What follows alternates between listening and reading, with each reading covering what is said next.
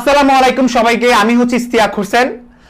নিশ্চয়ই হচ্ছে ভিডিওর ইন্ট্রোডাকশনে হচ্ছে আমার পরিচয় তোমরা জানতে পেরেছো। আমি হচ্ছে পিওসি গ্রুপে নিয়মিত হচ্ছে ক্লাস নিতাম এবং আজকে থেকে আমরা সিদ্ধান্ত নিয়েছি যে আমরা ইউটিউব চ্যানেল যেটাকে বলা হচ্ছে, যেটা নেম বলা হচ্ছে প্রডিজি অফ কেমিস্ট্রি, যেটাকে সংক্ষেপে বলা হচ্ছে পিওসি, এই চ্যানেলটিতে আমরা প্রতিনিয়ত ধারাবাহিকভাবে অর্গানিক কেমিস্ট্রির কন্টেন্টগুলো অর্থাৎ অর্গানিক কেমিস্ট্রির লেকচারগুলো সিরিয়ালি আমরা হচ্ছে আপলোড দিতে থাকবো।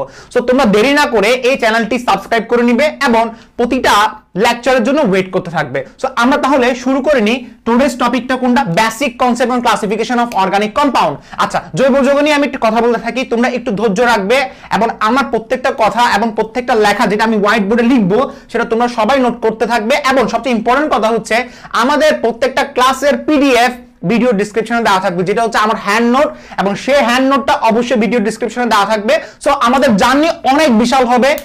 মোস্ট প্রবাবলি 30 থেকে 40টা লেকচার হচ্ছে আমাদের অর্গানিক কেমিস্ট্রিতে চলে যাবে। সো তোমরা প্লিজ আমাকে সাপোর্ট করবা। Mentally support is very important. এই সময়ে আমাকে যত বেশি সাপোর্ট করবে আমি তত বেশি অনুপ্রাণিত হব এবং তত বেশি আমি কাজ করার জন্য আমি আগ্রহ পাবো। তো দেরি না করে আমরা তাহলে শুরু করে নিই। বেসিক কনসেপ্ট এবং ক্লাসিফিকেশন অফ অর্গানিক কম্পাউন্ড, অর্থাৎ জৈব যৌগের প্রাথমিক ধারণা এবং জৈব যৌগের ক্লাসিফিকেশন অর্থাৎ শ্রেণী বিভাগ নিয়ে আজকের ক্লাসে আলোচনা করব। সো প্রথম কথা হচ্ছে জৈব যৌগ বোঝার আগে আমাকে আগে ফার্স্টে বুঝতে হবে কার্বনের হাত কয়টা। কার্বনের হাত হচ্ছে টোটাল 4টা। কয়টা হাত? টোটাল 4টা হাত। স্যার কিভাবে? একটু দেখেন। First of all carbon electron বিন্যাস করেন। ইলেকট্রন বিন্যাস করলে কি আসে আমাকে বলো। আমাকে আসে সেটা হচ্ছে, দেখতে পাচ্ছি সেটা হচ্ছে 1s2 2s2 2p2, তাই না? 1s2 2s2 2p2 অর্থাৎ কার্বনের পারমাণবিক সংখ্যা 6। 1s2 2s2 2p2 বুঝা গেছে? আচ্ছা, এখন এই 2p2 অর্থাৎ এই p অরবিটালে আমাকে বলো, অর্থাৎ p উপশক্তি স্তরের কয়টা অরবিটাল পাওয়া যায়? সবাই নিশ্চয় জানো p উপশক্তি স্তরের অরবিটাল পাওয়া যায় কয়টা? অবশ্যই অরবিটাল পাওয়া যায় 3টা। আর এখানে আমি যদি এইভাবে যদি শ্রেণীবিন্যাস করি তাহলে একটা এখানে আরেকটা ওইখানে খালি আছে। আচ্ছা, এটাকে যদি আমি উত্তেজিত করি, উত্তেজিত করলে কি হয়? 1s2 অর্থাৎ এখান থেকে একটা ইলেকট্রন ওইখানে জাম্প মারবে। কখন? যখন আমি উত্তেজিত করব। তাহলে আমি পাচ্ছি কি 2s1 2px1 2py1 2pz1। নিশ্চয়ই এটা সবাই পড়ে এসেছো, যেহেতু ফার্স্ট ইয়ারের স্টুডেন্টরা হয়তো এটা নাও বুঝতে পারো, না বুঝলে এখন বুঝে নাও। এটাকে উত্তেজিত করলে কার্বনের লাস্ট শেলে 4টা অযুগ্ম ইলেকট্রন পাচ্ছে। আর আমরা জানি লাস্ট শেলে 4টা অযুগ্ম ইলেকট্রন থাকা মানে তার হাত হচ্ছে 4টা। অর্থাৎ সে চাইবে 4টা অযুগ্ম ইলেকট্রন মানে কি? সে চাইবে 4টা পরমাণুর অযুগ্ম ইলেকট্রনের সাথে, আবারও বলছি 4টা পরমাণুর অযুগ্ম ইলেকট্রনের সাথে সমযোজী বন্ধনে লিপ্ত হতে। সমযোজী বন্ধনে লিপ্ত হতে অর্থাৎ আমি যখন এখানে কার্বন দিব, কার্বনের লাস্ট শেলে 4টা অযুগ্ম ইলেকট্রন মানে কি? এখানে এখানে এখানে এখানে 4টা অযুগ্ম ইলেকট্রনের কথা অর্থ হচ্ছে সে 4টা পরমাণুর সাথে, সেটা ভিন্ন হতে পারে অথবা সেটা একই হতে পারে, অর্থাৎ 4টা ভিন্ন বা একই পরমাণুর অযুগ্ম ইলেকট্রনের সাথে সে শেয়ারিং করে, সে সমযোজী বন্ধনে লিপ্ত হয়ে সে তার 4টা ব্যালেন্সি ফিল আপ করে। অর্থাৎ 4টা ব্যালেন্সি মানে তার যোজনী, যেটাকে বলা হয় কার্বনকে বলা হয় টেট্রা ব্যালেন্সি। নিশ্চয় সবাই জানো টেট্রা ব্যালেন্সি মানে কি? যার যোজনী 4। টেট্রা মানে 4 আর ব্যালেন্সি মানে যোজনী, অর্থাৎ যার যোজনী 4 তাকে বলা হয় টেট্রা ব্যালেন্সি। অর্থাৎ কার্বনের এখানে 4টা অযুগ্ম ইলেকট্রন আছে। এই কার্বনের 4টা অযুগ্ম ইলেকট্রনের সাথে আমি যখন হাইড্রোজেনের একটা ইলেকট্রন যখন আমি শেয়ারিং করাবো তখন সেখানে সমযোজী বন্ধনে আবদ্ধ হয়ে কার্বনের 4টা হাত ফিল আপ হবে। অর্থাৎ তুমি বলতে পারো যে ভাইয়া এখানে এত কিছু থাকতে হাইড্রোজেন কেন দিলেন? কারণ হাইড্রোজেন দেওয়ার মেইন উদ্দেশ্য হচ্ছে আমার জৈব যৌগ বলা মাত্রই আমার মাথায় আসে কার্বন এবং হাইড্রোজেন। অর্থাৎ কার্বন এবং হাইড্রোজেন তারা পরস্পর ভাই ভাই।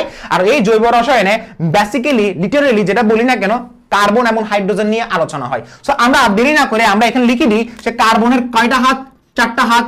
এবং এই 4টা হাত কার সাথে বন্ড ফিল আপ করছে? হাইড্রোজেনের সাথে, এবং সেটা তৈরি হলো মিথেন। অর্থাৎ প্রত্যেকটা সময় মাথায় রাখবা কার্বনের 4টা হাত মাস্ট ফিল আপ করতে হবে। আবার বলছি কার্বনের 4টা হাত মাস্ট ফিল আপ করতে হবে। কার্বনের 4টা হাত মাস্ট ফিল আপ করতে হবে। কার্বনের অযুগ্ম ইলেকট্রন 4টা এবং এই 4টা অযুগ্ম ইলেকট্রন, হাইড্রোজেনের অযুগ্ম ইলেকট্রন একটা, হাইড্রোজেনের অযুগ্ম ইলেকট্রন একটা, হাইড্রোজেনের অযুগ্ম ইলেকট্রন একটা, হাইড্রোজেনের অযুগ্ম ইলেকট্রন একটা। অর্থাৎ অযুগ্ম মানে সিঙ্গেল মানে বেজোড়। এই যে বেজোড় ইলেকট্রনগুলো সবগুলো একটা একটা করে এবং সবগুলো এটার সাথে সমযোজী বন্ধন, এটার সাথে সমযোজী বন্ধন, এটার সাথে সমযোজী বন্ধনে আবদ্ধ হয়ে কার্বন তার 4টা হাত ফিল আপ করে। অর্থাৎ আমি কি বলতে চাচ্ছি, স্যার আপনি কি বলতে চাচ্ছেন একটু বেসিক্যালি আবার একটু লিটারালি আবার জিনিসটা একটু ভালোভাবে বোঝান। সেটা হচ্ছে কি, আমি বলতে চাচ্ছি তুমি যেটাই করো না কেন কার্বনের সবসময় 4টা হাত ফিল আপ রাখতে চাইবে, তুমি সবসময় কার্বনের 4টা হাত ফিল আপ রাখতে চাইবে। যেমন আমি যদি বলি এখানে কার্বনের হাত কয়টা ফিল আপ হয়েছে, একটা হাত, তাহলে এদিকে একটা হাত দিয়ে দাও, এদিকে একটা হাত দিয়ে দাও। আমি আবার বলছি এদিকে একটা হাত দাও, এদিকে একটা হাত দাও, এদিকে একটা হাত দাও, এদিকে একটা হাত দাও। তাহলে এই কার্বনের আগে থেকে ফিল আপ ছিল একটা হাত, এখন আমি 3টা হাত দিলাম, 4টা হাত ফিল আপ হয়ে গেছে। এই কার্বনের আগে থেকে ফিল আপ ছিল একটা হাত, আমি এখন 3টা হাত দিলাম, 4টা হাত ফিল আপ হয়ে গেছে। এখন এখানে তুমি কি বসাবো সেটা ডিপেন্ড করে তোমার উপরে। আমি যদি বলি এখানে হাইড্রোজেন বসাবো, কেন? কারণ জৈব রসায়ন বলতে কার্বন এবং হাইড্রোজেন নিয়ে মেইনলি আলোচনা হয়। সো আমি এখানে হাইড্রোজেন বসালাম, এবং হাইড্রোজেন বসানোর পরে আমি যে যৌগটা পাইছি সেই যৌগটার নাম এখন আমার মাথায় রাখার দরকার নাই, কারণ আমি জাস্ট শিখতেছি কার্বনের হাত কিভাবে ফিল আপ করতে হয়। আমি বললাম বেসিক কনসেপ্ট আগে আলোচনা করব, আগে বেসিক কনসেপ্ট। ধরো আমি এখানে কার্বন দিলাম, ডাবল বন্ড দিলাম, তাই না? আমি এখানে কার্বন ডাবল বন্ড দিলাম। সো এই কার্বন ডাবল বন্ড যখন দিচ্ছি আমাকে মাথায় রাখতে হবে এই কার্বনের হাত ফিল আপ হচ্ছে কয়টা, 2টা। এই কার্বনের হাত ফিল আপ হচ্ছে কয়টা, 2টা। সো এই কার্বনের আর কয়টা হাত ফিল আপ বাকি, আরো 2টা। এই কার্বনের আর কয়টা হাত ফিল আপ বাকি, আরো 2টা। তাহলে কার্বনের টোটাল 4টা হাত ফিল আপ করতে হবে, কার্বন টোটাল 4টা হাত ফিল আপ করতে হবে। সো এই কার্বনের 2টা হাত 3 4, এই কার্বন 2টা হাত 3 4। এখন আপনি এখানে হাইড্রোজেন বসান, আপনি এখানে হাইড্রোজেন বসান, আপনি এখানে হাইড্রোজেন বসান, আপনি এখানে হাইড্রোজেন বসান, টোটাল 4টা হাত ফিল আপ হয়ে গেছে। এরপরে সেম ভাবে আমি আবার দেখতেছি, সেটা হচ্ছে কি কার্বনের এখানে আমি এভাবে দিলাম, আমি এভাবে দিলাম, আমি এভাবে দিলাম, আমি এভাবে দিলাম। এখন আমাকে কেউ যদি আস্ক করে ভাই কার্বনের হাত ফিল আপ করে দেন, এই কার্বনের কয়টা হাত ফিল আপ হইছে, একটা। তাহলে কয়টা হাত ফিল আপ করতে হবে, আরো 3টা। এই কার্বনের কয়টা হাত ফিল আপ হইছে, 1 2 3। তাহলে এই কার্বনের কয়টা হাত ফিল আপ করতে হবে, আরো একটা। এই কার্বনের কয়টা হাত ফিল আপ হইছে, 1 2 3। এই কার্বনের কয়টা হাত ফিল আপ বাকি, একটা। এই কার্বনের কয়টা হাত ফিল আপ বাকি, একটা হাত ফিল আপ হইছে, কয়টা হাত ফিল আপ বাকি, আরো 3টা। সো এইভাবে আপনাকে প্রত্যেকটা কার্বনের হাত ফিল আপ করতে হবে, এবং যেখানে হাত ফিল আপ হয় নাই সেখানে হাইড্রোজেন বসিয়ে দিবেন, হাইড্রোজেন বসিয়ে দিবেন, হাইড্রোজেন বসিয়ে দিবেন, হাইড্রোজেন বসিয়ে দিবেন, হাইড্রোজেন বসিয়ে দিবেন, হাইড্রোজেন বসিয়ে দিবেন, হাইড্রোজেন বসিয়ে দিবেন, হাইড্রোজেন বসিয়ে দিবেন। আচ্ছা, প্রশ্ন হচ্ছে সবসময় হাইড্রোজেন কেন বসাচ্ছেন, অন্য কোনো কিছু বুঝতে পারেন? অবশ্যই বুঝতে পারে, তবে মেইনলি হাইড্রোজেন বসে, কারণ জৈব রসায়নে কার্বন এবং হাইড্রোজেন নিয়ে মেইনলি আলোচনা হয়, তাই না? আচ্ছা, very good, very good, very good. এখন তাহলে এর পরবর্তী টপিকটা কি আলোচনা করবে সেটা একটু দেখি, একটু দেখি। দেখো সবাই ভালোভাবে আবার দেখো, সেটা হচ্ছে অনেকে হয়তো নাও বুঝতে পারো। যেমন ধরো আমি এখানে দিলাম carbon, carbon triple bond, carbon, আমি এখানে দিলাম ডাবল বন্ড কার্বন। ওকে, একটু ভালোভাবে খেয়াল করে দেখো, সেটা হচ্ছে এখানে এই কার্বনের কয়টা হাত ফিল আপ বাকি, একটা হাত ফিল আপ হয়েছে, তাহলে আর কয়টা হাত বাকি, একটা হাত বাকি না, 3টা হাত বাকি, কারণ একটা হাত ফিল আপ হয়েছে, 3টা হাত বাকি। এই কার্বনের কয়টা হাত ফিল আপ হয়েছে, 2টা হাত, তার মানে আরো 2টা হাত বাকি। এই কার্বনের কয়টা হাত ফিল আপ হয়েছে, এই কার্বনের লক্ষ্য করে দেখো 3টা হাত 4টা হাত, অলরেডি 4টা হাত ফিল আপ হয়ে গেছে। তাহলে এই কার্বনে আর কোনো হাত দেওয়া যাবে না। এই কার্বনের কয়টা হাত ফিল আপ বাকি, 3টা এবং একটা, 4টা হাত অলরেডি হয়ে গেছে। তাহলে এই কার্বনে আর কোনো হাত ফিল আপ করা যাবে না। এই কার্বনের কয়টা হাত বাকি, 1 2 3। তাহলে 1 2 3, তাহলে এই কার্বনের কয়টা হাত বাকি, একটা হাত বাকি। কেন? কারণ 3টা হাত ফিল আপ হয়েছে, টোটাল 4টা হাত ফিল আপ করতে হবে। তাহলে একটা হাত বাকি। এই কার্বনের কয়টা হাত বাকি, 2টা হাত ফিল আপ হয়েছে, তাহলে আর কয়টা হাত বাকি, আরো 2টা হাত বাকি। তাহলে এভাবে আমি এইভাবে করতে গেলে তাহলে দেখবেন আপনি প্রত্যেকটা কার্বনের, অর্থাৎ তুমি প্রত্যেকটা কার্বনের হাত ফিল আপ করা শিখে গিয়েছো। এইভাবে প্র্যাকটিস করতে করতে তুমি দেখবা প্রত্যেকটা কার্বনের হাত ফিল আপ করা শিখে গিয়েছো। কেন আমি এটাকে বেশি গুরুত্ব দিচ্ছি? কারণ তুমি সামনের নামকরণ কিছুই পারবা না যদি তুমি কার্বনের 4টা হাত ফিল আপ করতে না পারো। তুমি যদি কার্বনের 4টা হাত ফিল আপ করতে না পারো তাহলে তুমি কিছুই পারবা না। ওকে, আচ্ছা, এরপর আরো দেখো কিভাবে কার্বনের 4টা হাত ফিল আপ করতে হয়। আমি আরেকটু দেখাচ্ছি। সাপোজ আমি এখানে বললাম কার্বন, এই কার্বন, এই কার্বন, আমি এখানে ডাবল বন্ড দিলাম। ওকে, এখন আমি একটু ইন্টারেস্টিং ভাবে দিচ্ছি, সেটা হচ্ছে আমি এই জায়গায় দিলাম ব্রোমিন, আমি এই জায়গায় দিলাম ক্লোরিন। ওকে, আমি এই জায়গায় দিলাম, আমি এই জায়গায় যে কোনো একটা মূলক দিলাম। আমি বললাম এই জায়গায় হচ্ছে আমি দিলাম আয়োডিন। ওকে, যে কোনো একটা মূলক দিলাম। এখন আমাকে কেউ যদি আস্ক করে প্রত্যেকটা কার্বনের কি হাত ফিল আপ হইছে, তাহলে আপনি দেখেন এই কার্বনের ব্রোমিন নিয়েছে একটা হাত, ওকে ফাইন। এই কার্বনের একটা হাত, তাহলে 2টা হাত। এই কার্বনের 2টা হাত ফিল আপ হয়ে গেছে, তাহলে আর বাকি কয়টা হাত বাকি, আরো 2টা হাত বাকি। তো যেখানে হাত বাকি সেখানে আপনি চোখ বন্ধ করে হাইড্রোজেন বসিয়ে দিবেন। কেন? কারণ যেখানে কোনো কিছু মিসিং সেখানে কার্বনের সাথে হাইড্রোজেন বসবে, কারণ কার্বন এবং হাইড্রোজেন ভাই ভাই ভাই, যেখানে একবার যেখানে আরেকবার সেখানে। ওকে, এই কার্বনের কয়টা হাত ফিল আপ বাকি, 2টা হাত হয়ে গেছে, এবং এই ক্লোরিন নিয়েছে একটা হাত, তাহলে আরেকটা হাত বাকি যেখানে আমি হাইড্রোজেন বসিয়ে দিব। ওকে, এই কার্বনের কয়টা হাত ফিল আপ বাকি, 2টা এবং 3টা হাত হয়ে গেছে, তাহলে আরেকটা হাত বসিয়ে দিব, সেটা হচ্ছে হাইড্রোজেন বসিয়ে দিব। এই কার্বনের কয়টা হাত বাকি, একটা 2টা 3টা হাত ফিল আপ হয়ে গেছে, তাহলে আর কয়টা হাত বাকি, আর একটা হাইড্রোজেন বাকি। তো এইভাবে করতে করতে একটা সময় দেখবেন আপনার সব, যেমন ধরুন 2 3 4, এই ক্লোরিনটা এইভাবে লেখা যায় না, সেম না? এইভাবে লেখা যায় না? এই ব্রোমিনটা এইভাবে লেখা যায় না, সেম না? এই যে ব্রোমিন এখানে দিলাম, এই যে ব্রোমিন এখানে দিলাম, অর্থাৎ প্রত্যেকটা কার্বনের 4টা হাত ফিল আপ করতে হবে। যেমন 1 2 3 4, সবগুলোর কার্বনের 4টা হাত ফিল আপ করতে হবে। 4টা হাত ফিল আপ করা ইজ ভেরি নেসেসারি, এটা বাধ্যতামূলক। কার্বনের 4টা হাত মাস ফিল আপ করতে হবে, এতটুকু বুঝে গেছে? সো কার্বন হচ্ছে টেট্রাভ্যালেন্সি। আবার বলছি, কার্বন হচ্ছে কি? টেট্রাভ্যালেন্সি। মনে থাকবে এটা, কার্বনের 4টা হাত মাস্ট ফিল আপ করতে হবে। আচ্ছা, এতটুকু বুঝে গেছে? আচ্ছা, এখন প্রশ্ন হচ্ছে আমি নামকরণ কিভাবে করব? আমার কিছু বেসিক নামকরণ আমি আপনাকে শিখাবো। বেসিক নামকরণটা, বেসিক নেমিং, আমি আবারও বলছি, আমি শিখাবো এখন কি? বেসিক নেমিংটা। বেসিক নেমিংটা ভেরি ইম্পর্টেন্ট। বেসিক নেমিং এর জন্য তোমাকে দুইটা জিনিস জানতে হবে, একটা হচ্ছে ওয়ার্ড রুট, একটা হচ্ছে কার্যকরীমূলক।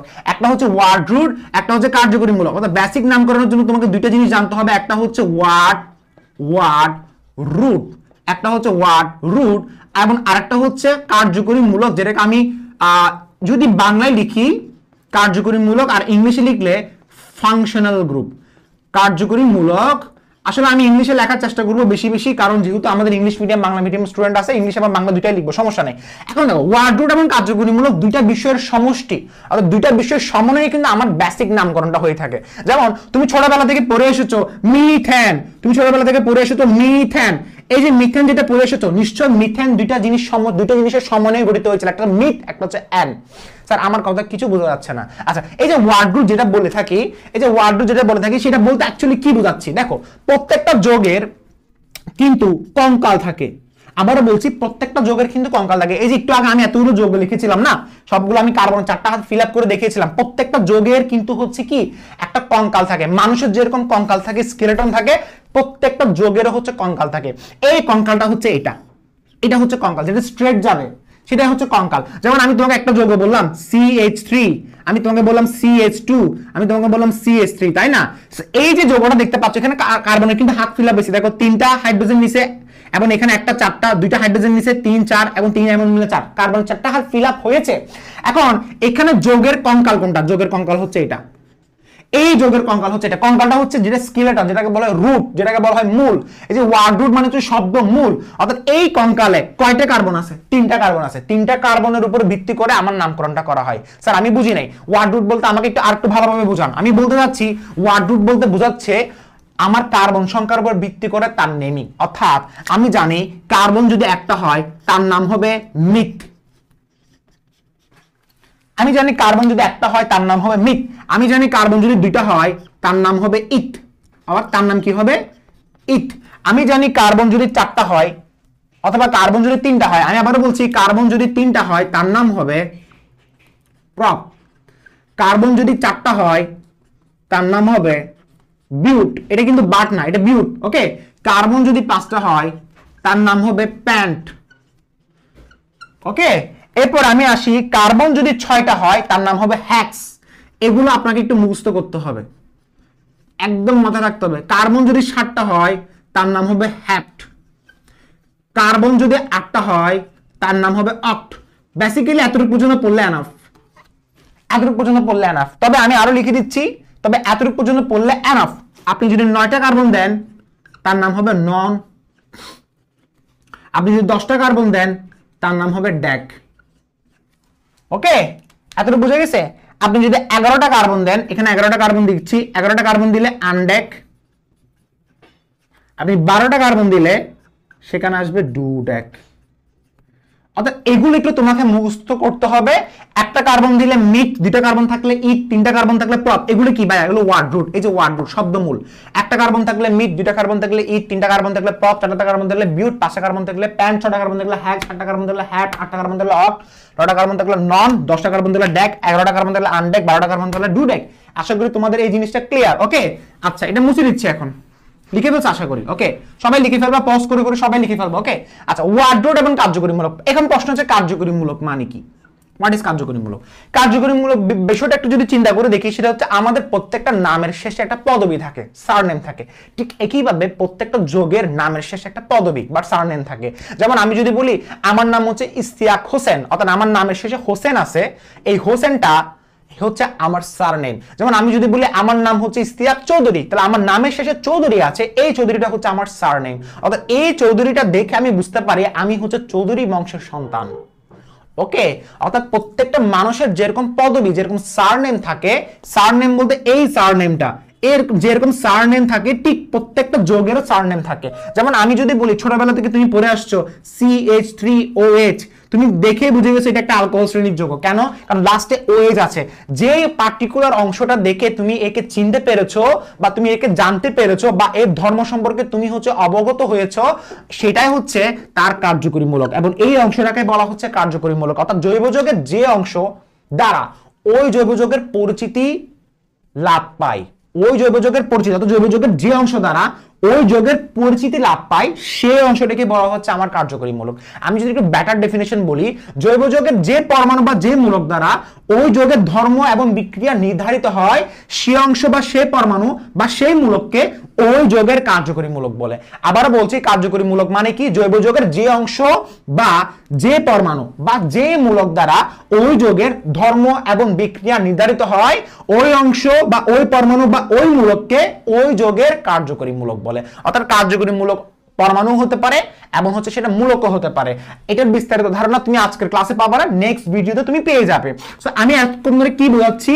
আমি বোঝাচ্ছি সেটা হচ্ছে লাস্টের যে পার্টিকুলার অংশটা থাকে সে অংশটা হচ্ছে আমার কোন যৌগের কার্যকরীমূলক। যেমন আমি পড়ে আসছি ছোটবেলা থেকে মিথেন, আমি পড়ে আসছি কি মিথেন। তো মিথেন যখন উচ্চারণ করতেছি এখানে কিন্তু দুইটা অংশ হচ্ছে, একটা হচ্ছে মিথ, একটা হচ্ছে কি মিথ, এবং আরেকটা হচ্ছে কি অ্যান।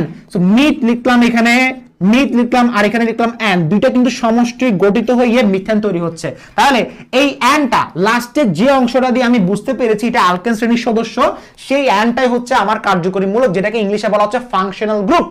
এবং এই মিথটা হচ্ছে আমার কার্বন সংখ্যার উপর ভিত্তি করে নামকরণটা করা হবে। যদি কার্বন একটা থাকে সেটাকে বলা হয় মিথ, কার্বন দুটো থাকলে ইট, তিনটা কার্বন থাকলে প্রপ, চারটা থাকলে বিউট, পাঁচটা থাকলে প্যান, ছটা থাকলে হ্যাক, সাতটা থাকলে হ্যাক, এইভাবে যেতে থাকবে।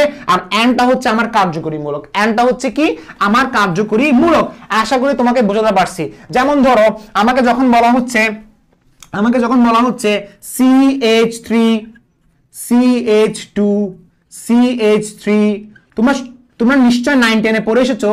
এটা 9-10 এ সবাই পড়ে এসেছে, এটার নাম হচ্ছে বিউট্যান। বাট কিভাবে হলো সেটা আমি একটু আলোচনা করতেছি। বিউট্যান মানে কি? ফার্স্ট অফ অল এটা ওয়ার্ড রুটের মেইন চেন, এটা ওয়ার্ড রুট যেটা বলা হচ্ছে, এই ওয়ার্ড রুটে কার্বন সংখ্যা কয়টা? 4টা। সো আমি জানি 4টা কার্বনের জন্য নাম হবে বিউট, 4টা কার্বনের জন্য নাম কি হবে? বিউট। সো বিউটের জন্য ফার্স্টে আগে বিউট লিখলাম। এরপর এটা অ্যালকেন শ্রেণীর সদস্য। অ্যালকেন মানে কি? সিঙ্গেল বন্ড থাকলে সেটাকে বলা হয় অ্যালকেন। সেটার নাম কি হবে? বিউট্যান। নাম কি হবে? বিউট্যান। নাম কি হবে? বিউট্যান। ওকে, নাম কি হবে? বিউট্যান। সো এই যে বিউট যোগ অ্যান, এই বিউট যোগ অ্যান, বিউটটা হচ্ছে আমার ওয়ার্ড রুট এবং কার্যকরীমূলকটা হচ্ছে কি আমার অ্যান। এইভাবে আসলে আমার নামকরণটা করা হচ্ছে। সো আস্তে আস্তে আরো ভালো করে বুঝবা। বুঝতে গেলে তোমাকে একটা কাজ করতে হবে। কি কাজ করবেন ভাইয়া? কাজটা হচ্ছে খুবই সিম্পল, সেটা হচ্ছে একটা চার্ট অঙ্কন করবেন। সবাই একটা চার্ট অঙ্কন করবেন। এই চার্টটা অঙ্কন করতে পারলে তোমার অনেক কিছু ক্লিয়ার হয়ে যাবে, অনেক কিছু ক্লিয়ার হয়ে যাবে। স্যার কি ক্লিয়ার হবে একটু বলেন তো ভালোভাবে। দেখো একটা চার্ট অঙ্কন করবা, যেখানে আমি এখানে বললাম, এখানে আমি এই জায়গায় বললাম, ওকে। আচ্ছা, একটু কষ্ট করতে হবে, কারণ আসলে তুমি জৈব রসায়ন পড়তেছো, একদম তো গা হেলে পড়া যাবে না, কষ্ট করতে হবে। অ্যালকেন, অ্যালকিন এবং অ্যালকাইন, তাই না? আচ্ছা, ফার্স্ট অফ অল আমাকে বলো, এটা শেখা খুবই ইম্পর্টেন্ট। যেমন একটু আগে যে ওয়ার্ড রুটের কথা বললাম, নামকরণের কথা বললাম, বেসিক নামকরণ, এগুলো শেখার জন্য তোমাকে আগে ফার্স্টে এটা শিখতে হবে, তাই না? আচ্ছা, একটু সবাই দেখো, সেটা হচ্ছে এটা কি অ্যালকেন। আমি একটু সুন্দর করে লিখতেছি, আমি একটু সবকিছু গোছানোভাবে লিখতে পছন্দ করি। সো হয়তো অনেককে বলতে পারে স্যার আপনি স্কেল নিয়ে আঁকেন, লিখেন, এটা আসলে বলার দরকার নেই। আমার পড়ার দিকে ফোকাস দাও, আমি কিভাবে কি করতেছি এটা ফোকাস করার দরকার নেই। আচ্ছা দেখো, অ্যালকেনের চেনার উপায় কি? আচ্ছা আমরা অ্যালকেন চিনি কেমনে? 9-10 থেকে পড়ে আসছি অ্যালকেন চিনি হচ্ছে। ফার্স্ট আমরা কিভাবে চিনবো অ্যালকেন? কিভাবে চিনবো অ্যালকেন? চিনবো সিঙ্গেল বন্ড থেকে। অ্যালকেন কিভাবে চিনবো? ডাবল বন্ড থেকে, তাই না ভাইয়া? ডাবল বন্ড থেকে আমি অ্যালকেন চিনবো। অ্যালকেন কিভাবে চিনবো? ট্রিপল বন্ড থেকে, তাই না? আচ্ছা, ভেরি গুড। এখন আমাকে সবাই বলো অ্যালকেনের সাধারণ সংকেতটা কি? CnH2n+2। অ্যালকেনের সাধারণ সংকেতটা কি? CnH2n। অ্যালকেনের সাধারণ সংকেতটা কি? CnH2n-2। ওকে, আচ্ছা, ভেরি গুড। এখন আমাকে বলো অ্যালকেনের কার্যকরী মূলকের নাম কি? অ্যান। অ্যালকেনের কার্যকরী মূলকের নাম কি? ইন। অ্যালকেনের কার্যকরী মূলকের নাম কি? আইন। কারণ দেখবা প্রত্যেকটা নামের শেষ অংশটা, মানে প্রত্যেকটা যৌগের নামের শেষ অংশটি হচ্ছে তার কার্যকরী মূলক। যেমন আমাকে যদি আজ করা হয় আমার কার্যকরী মূলক কোনটা? হোসেন। তোমার যদি নাম থাকে যে মিথিলা চৌধুরী যখন থাকে তখন লাস্টের অংশটা চৌধুরী হচ্ছে তোমার কার্যকরী মূলকের নাম। ওই কার্যকরী মূলকের নাম হচ্ছে তোমার আইডেন্টিটি, তোমার পরিচয়। ঠিক কিভাবে সেম জিনিসটা যোগের ক্ষেত্রে যাচ্ছে, যোগের লাস্টের অংশটা হচ্ছে তার পরিচয় এবং এই পরিচয়টাকে বলা হচ্ছে তার কার্যকরী মূলক। এতটুকু বোঝা গেছে? আচ্ছা, এখন আমাকে বলো অ্যালকেনের প্রথম শ্রেণীর সদস্য কোনটা হবে? কার্বন 1 থেকে শুরু হবে। তাহলে কি হবে আমাকে বলো, কার্বন 1 থেকে শুরু হলে সেটা হবে মিথ, তাই না? মিথ। আচ্ছা, এরপর যেহেতু তার কার্যকরী মূলকের নাম কি অ্যান, তাহলে মিথ যোগ অ্যান, যেটাকে আমি বলবো মিথেন। তো মিথেনকে আমি যদি কেমিক্যাল ভাষায় মানে কেমিক্যালি যদি লিখি, অর্থাৎ যদি সংকেত আকারে লিখি, তাহলে আমি কি লিখতে পারি? CH4। শেষ। এক্স্যাক্টলি এটাই বুঝতে পারছি, আর কিছুই না। খুব সিম্পল না? এরপর দেখো, এরপর আসছে আবার ইথ যোগ অ্যান, নাম কি হবে? ইথেন। বাট ইথেনটাকে আমি কিভাবে লিখতে পারি? সংকেত আকারে, রাসায়নিক সংকেত আকারে এইভাবে লিখবো। কেন? আচ্ছা, ফার্স্টে কিভাবে লিখবো একটু দেখো। ফার্স্টে আমি লিখবো কার্বন, এখানে কয়টা? 2টা। কেন? কারণ ইথ বলা হচ্ছে কার্বন, অবভিয়াসলি 2টা থাকবে, তাই না? আর এখানে সিঙ্গেল বন্ড কেন দিলাম? কারণ যেহেতু এটা অ্যান, অ্যালকেন শ্রেণীর সদস্য, কিভাবে চিনবো? সিঙ্গেল বন্ড দিয়ে। এতটুকু বোঝা গেছে? আচ্ছা, এরপরে কার্বনের হাত ফিল আপ করে দাও। এই কার্বনের হাত ফিল আপ হচ্ছে কয়টা? একটা। তাহলে এখানে 3টা হাইড্রোজেন। দেখো 3টা হাইড্রোজেন দেওয়া মানে 3টা হাত দেওয়া। আমার মুখে মুখে বলো 3টা হাইড্রোজেন। এদিকে দেখো, আমার মুখে মুখে বলো 3টা হাইড্রোজেন দেওয়া মানে 3টা হাত দেওয়া। এই যে তুমি যারা দেখছো প্লিজ আমার কথা শোনো, 3টা হাইড্রোজেন দেওয়া মানে হচ্ছে 3টা হাত দেওয়া। 3টা হাইড্রোজেন দেওয়া মানে হচ্ছে 3টা হাত দেওয়া। আবার বলছি 3টা হাইড্রোজেন দেওয়া মানে 3টা হাত দেওয়া। 3টা হাইড্রোজেন দেওয়া মানে 3টা হাত দেওয়া। এখন আসি, এটার নামটা কি? ইথেন। ঠিক একইভাবে আমরা এখন এখানে আসবো নাকি এখানে যাবো? আচ্ছা, এখানে আরেকটু যাচ্ছি। যেমন ধরো এখন আসি প্রপ যোগ অ্যান, নামটা কি হবে? প্রপেন। প্রপ মানে কার্বন কয়টা? 3টা। প্রপ মানে কার্বন কয়টা? 3টা। প্রপ মানে কার্বন কয়টা? 3টা। প্রপ মানে কার্বন কয়টা? 3টা। এই কার্বনের কয়টা হাত ফিল আপ বাকি? 3টা হাত ফিল আপ বাকি। এই কার্বনের কয়টা হাত ফিল আপ বাকি? 2টা হাত ফিল আপ বাকি। এই কার্বনের কয়টা হাত ফিল আপ বাকি? 3টা হাত ফিল আপ বাকি। তার মানে এই কার্বনের 3টা হাত ফিল আপ বাকি। তো 3টা হাত ফিল আপ বাকি না দিয়ে আমি ডিরেক্টলি কি লিখতে পারি? হাইড্রোজেন বসিয়ে দিতে পারি। অর্থাৎ এখানে আমি এটা বাদ দিয়ে এভাবে লিখতে পারি, ডিরেক্ট এভাবে হাইড্রোজেন 3 ডিরেক্ট লিখে দিলাম। আর এখানে আমি এভাবে লিখে দিতে পারি হাইড্রোজেন ডিরেক্ট কত? 3। তাহলে হাইড্রোজেন 3 লিখে দিলাম। ওকে, আর এখানে আমি হাইড্রোজেন ডিরেক্ট লিখে দিতে পারি 2। অর্থাৎ এই যৌগটার নাম হচ্ছে আমি একটু সুন্দর করে লিখি, কারণ জায়গাটা একদম তোমাকে বোঝাতে অ্যাকচুয়ালি কি আমি ভেঙে বুঝাচ্ছি, সেজন্য একটু কাটাছিড়া হচ্ছে। এটার জন্য এক্সট্রিমলি সরি ভাইয়া। এখন দেখছো ভালোভাবে? দেখছো?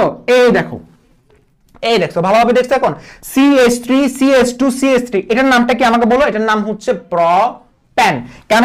কারণ মেইন চেনে, অর্থাৎ এই যে কঙ্কাল, এটা কঙ্কাল না? এই কঙ্কালে আমার কার্বন কয়টা? 3টার জন্য প্রপ। আর যেটা অ্যালকেন শ্রেণীর সদস্য প্রপেন। কারণ ওয়ার্ড এবং কার্যকরী মূলকের নাম অনুসারে, আবার বলছি ওয়ার্ড এবং কার্যকরী মূলকের নাম অনুসারে আমরা হচ্ছে সেটা নেমিং করব। ওয়ার্ড হচ্ছে প্রপ আর কার্যকরী মূলকের নাম হচ্ছে অ্যান। তার নামটা কি হয়েছে? প্রপেন।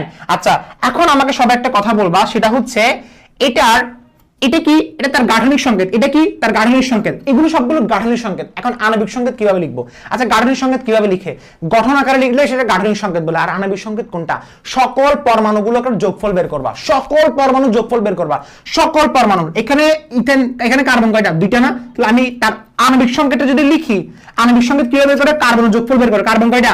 2টা। লিখো। হাইড্রোজেন কয়টা? 6টা। তাহলে C2H6। এখানে কার্বন কয়টা? 3টা। এখানে হাইড্রোজেন কয়টা? 8টা। তার মানে এটা যেটা লিখলাম সেটা হচ্ছে আমার আণবিক সংকেত, আর এটা যেটা লিখলাম সেটা হচ্ছে আমার গাঠনিক সংকেত। গাঠনিক সংকেত যেটা গঠন আকারে লিখবা, আর আণবিক সংকেত কোনটা? সকল পরমাণুর যোগফল। সকল পরমাণুর যোগফল। এতটুকু বুঝা গেছে? Very good. এখন আসি অ্যালকিনে। অ্যালকিনটা কিভাবে করব? অ্যালকিনটা করতে গেলে ফার্স্ট অফ অল তোমাকে মাথায় রাখতে হবে, সেটা হচ্ছে অ্যালকিনে ডাবল বন্ড আছে, তাই না? সবাই জানো অ্যালকিনে কি আছে? ডাবল বন্ড আছে। অ্যালকিনে কি আছে? ডাবল বন্ড আছে। সো অ্যালকিনে যখন ডাবল বন্ড থাকে তখন নিশ্চয়ই কার্বন 2টা বসাতে হবে, কারণ আপনি কার্বনের সাথে হাইড্রোজেন বসাতে পারবেন না। কেন? কারণ ডাবল বন্ড যখন থাকবে তখন হাইড্রোজেনটা বসানো যাবে না, তাই না? ডাবল বন্ড যখন থাকবে হাইড্রোজেনটা বসাতে পারবো না। সো আমি যদি এই জায়গায় হাইড্রোজেন বসাই, তাহলে হাইড্রোজেনের হাত 2টা হয়ে গেছে। সো কমন সেন্সলি বিষয় সেটা হচ্ছে অ্যালকিন সবসময় দ্বি কার্বন থেকে শুরু হবে। অ্যালকিন সবসময় দ্বি কার্বন থেকে শুরু হবে। অ্যালকিন সবসময় দ্বি কার্বন থেকে শুরু হবে। সো অ্যালকিন যখন দ্বি কার্বন থেকে শুরু হচ্ছে, তখন আমি এখানে কার্বন ডাবল বন্ড আগে থেকে বসিয়ে দিব, এবং এই কার্বনের কয়টা হাত ফিল আপ বাকি? আরো 2টা হাত ফিল আপ বাকি। যেহেতু 2টা হাত ফিল আপ বাকি, সেখানে হাইড্রোজেন 2টা, আর এই কার্বনের 2টা হাত ফিল আপ বাকি, সেখানে হাইড্রোজেন 2টা। তো CH2 বসিয়ে দিলাম, যার নাম হচ্ছে, নামটাকে এখন নামকরণ আসি। ফার্স্ট অফ অল নামকরণ করতে গেলে ফার্স্ট আসবে ইথ। কেন? কারণ কার্বন কয়টা? 2টা। এর পরবর্তীতে ইথ যখন আমি বসাইছি, আমার এখানে ডাবল বন্ডের কার্যকরী মূলকের নাম কি? ইন। এই যে বললাম না ইন, এই যে ইন, এটার নাম কি হবে? ইথিন। নাম কি হবে? ইথিন। এই ইথিনটাকে বলা হচ্ছে আমার দ্বিকার্বন বিশিষ্ট অ্যালকেনের নাম। দ্বিকার্বন বিশিষ্ট কি অ্যালকেনের নাম। এটা একটু আমি একটু সুন্দর করে লিখতেছি যারা এখনো বুঝতেছো না।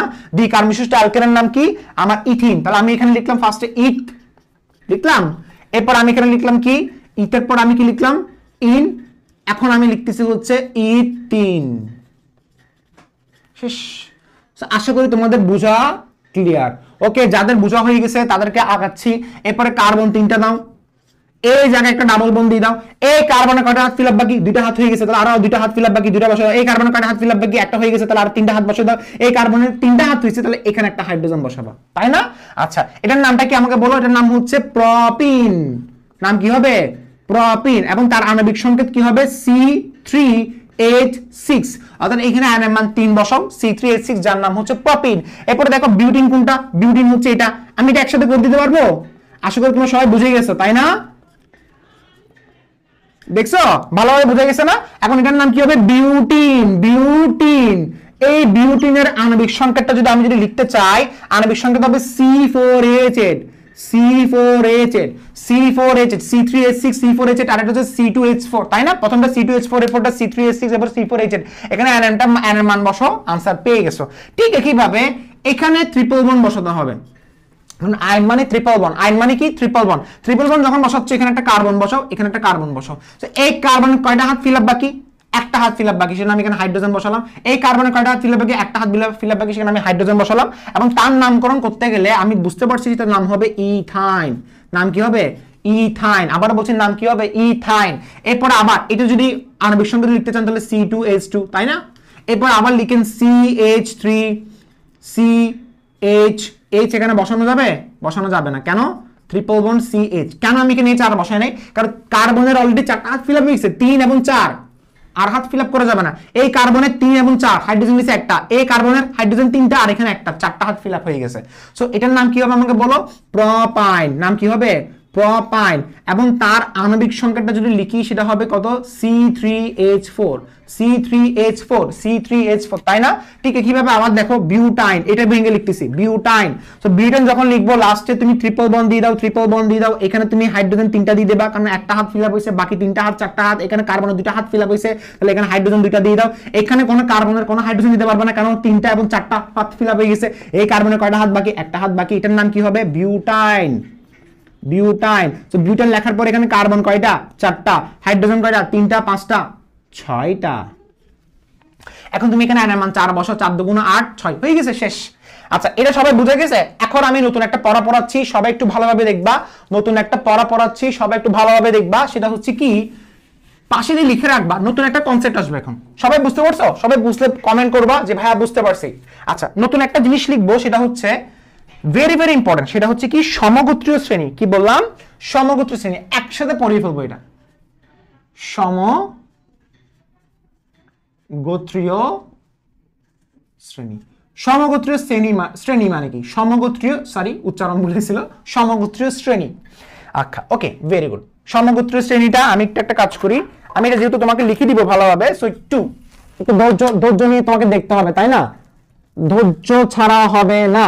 সমগোত্রীয় শ্রেণী, অর্গানিক প্রত্যাশ্চ, ধৈর্য নিতে হবে, ঠিক আছে? সমগোত্রীয় শ্রেণীর ডেফিনেশনটা কি আমাকে বলো? একই সমধর্মী যৌগ সমূহকে, একই সমধর্মী জৈব, তাড়াতাড়ি লিখবা, তাড়াতাড়ি। একই সমধর্মী জৈব যৌগ, একই সমধর্মী জৈব যৌগ সমূহকে, এটা কতটুকু দেখতে পাচ্ছি একটু দেখি। তোমরা অনেক দেখতে পাচ্ছ। একই সমধর্মী জৈব যৌগ সমূহকে, জৈব যৌগ সমূহকে তাদের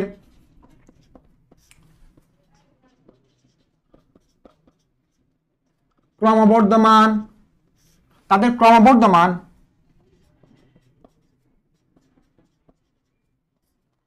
আণবিক ভর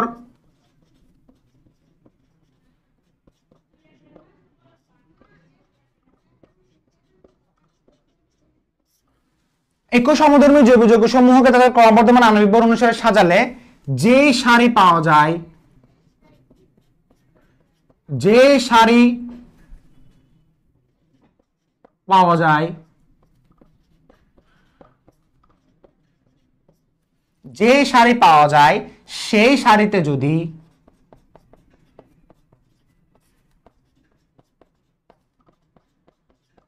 পরপর দুটি যৌগের মধ্যে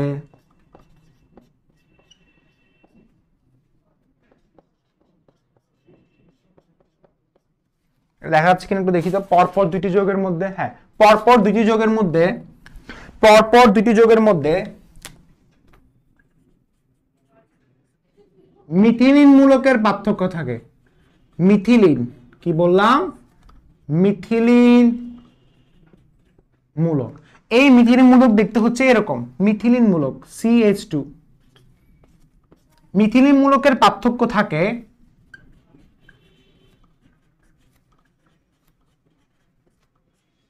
তবে মিথিলিন মূলকের পার্থক্য থাকে তবে ওই শ্রেণীকে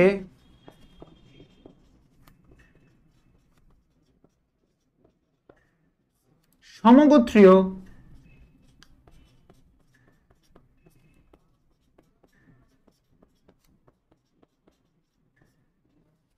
তবে ওই শ্রেণীকে সমগোত্রীয় শ্রেণীর সারি বলে। তাহলে ওই শ্রেণীকে সমগোত্রীয় শ্রেণীর সারি বলে। সো দেখো, এখন আমি শুরু করতেছি বোঝানো। সবাই লিখে ফেলবা। দেখো, একই সমধর্মী জৈব যৌগ সমূহকে তাদের ক্রমবর্ধমান আণবিক ভর অনুসারে সাজালে একই সমধর্মী জৈব যৌগ সমূহকে তাদের ক্রমবর্ধমান সিরিয়ালি আণবিক ভর অনুসারে সাজালে যে সারি পাওয়া যায়, একটা সারি পাওয়া যাচ্ছে না সিরিয়ালি, সবগুলোকে সিরিয়ালি সাজাতে বলছে। একটা methane, ethane, propane, butane, ethene, propene, butene, ethyne, propyne, butane সবগুলোকে সিরিয়ালি সাজাও। যে সারি পাওয়া যাচ্ছে সেই সারিতে পরপর দুটি যৌগের মধ্যে অর্থাৎ মিথেন এবং ইথেনের মধ্যে পরপর দুটি যৌগের মধ্যে মিথিলিন মূলকের পার্থক্য থাকলে, অর্থাৎ ইথেন থেকে একটা কাজ করেন, ইথেন থেকে মিথেন বাদ দেন, কি আসছে আমাদের বলো? ইথেন থেকে মিথেন বাদ দিলে আসছে কি? মিথিলিন মূলকের পার্থক্য। এই মিথিলিন মূলকের যদি পার্থক্য থাকে তবে এই শ্রেণীর সারিকে বলা হচ্ছে সমগোত্রীয় শ্রেণীর সারি। এই শ্রেণীর সারিকে বলা হচ্ছে কি? সমগোত্রীয় শ্রেণীর সারি। যেমন পরীক্ষায় প্রশ্ন আসে, এটা কিন্তু ভেরি ভেরি ইম্পর্টেন্ট। পরীক্ষা প্রশ্ন আসে যে ভাই আমাকে বলেন মিথেন এবং ইথেন পরস্পর সমগোত্রক ব্যাখ্যা করো। তুমি কিভাবে দিবা? তুমি বলবা একই সমধর্মী জৈব যৌগ সমূহকে তাদের ক্রমবর্ধমান আণবিক ভর অনুসারে সাজালে যে সারি পাওয়া যায় সেই সারিতে যদি পরপর দুটি যৌগের মধ্যে মিথিলিন মূলকের পার্থক্য থাকে তবে ওই শ্রেণীর সারিকে সমগোত্রীয় শ্রেণীর সারি বলে। এটা জাস্ট পুরোটা লিখতে হবে। লেখার পরে এরপর আপনি বলবেন অ্যালকেন শ্রেণীর সদস্য হচ্ছে এটা, মিথেন এবং ইথেনের পার্থক্য পাওয়া যাচ্ছে পরপর দুটি যৌগের মধ্যে মিথিলিন মূলকের পার্থক্য দেখা যাচ্ছে, তাহলে আমি বলতে পারি মিথেন এবং ইথেন পরস্পর সমগোত্রক। এখন প্রশ্ন হচ্ছে মিথেন এবং ইথেন যদি পরস্পর সমগোত্রক হয় তাহলে মিথেন আর প্রোপেন, আবারও বলছি মিথেন এবং প্রোপেন, অর্থাৎ মিথেন এবং প্রোপেন কি পরস্পর সমগোত্রক হবে? মিথেন এবং প্রোপেন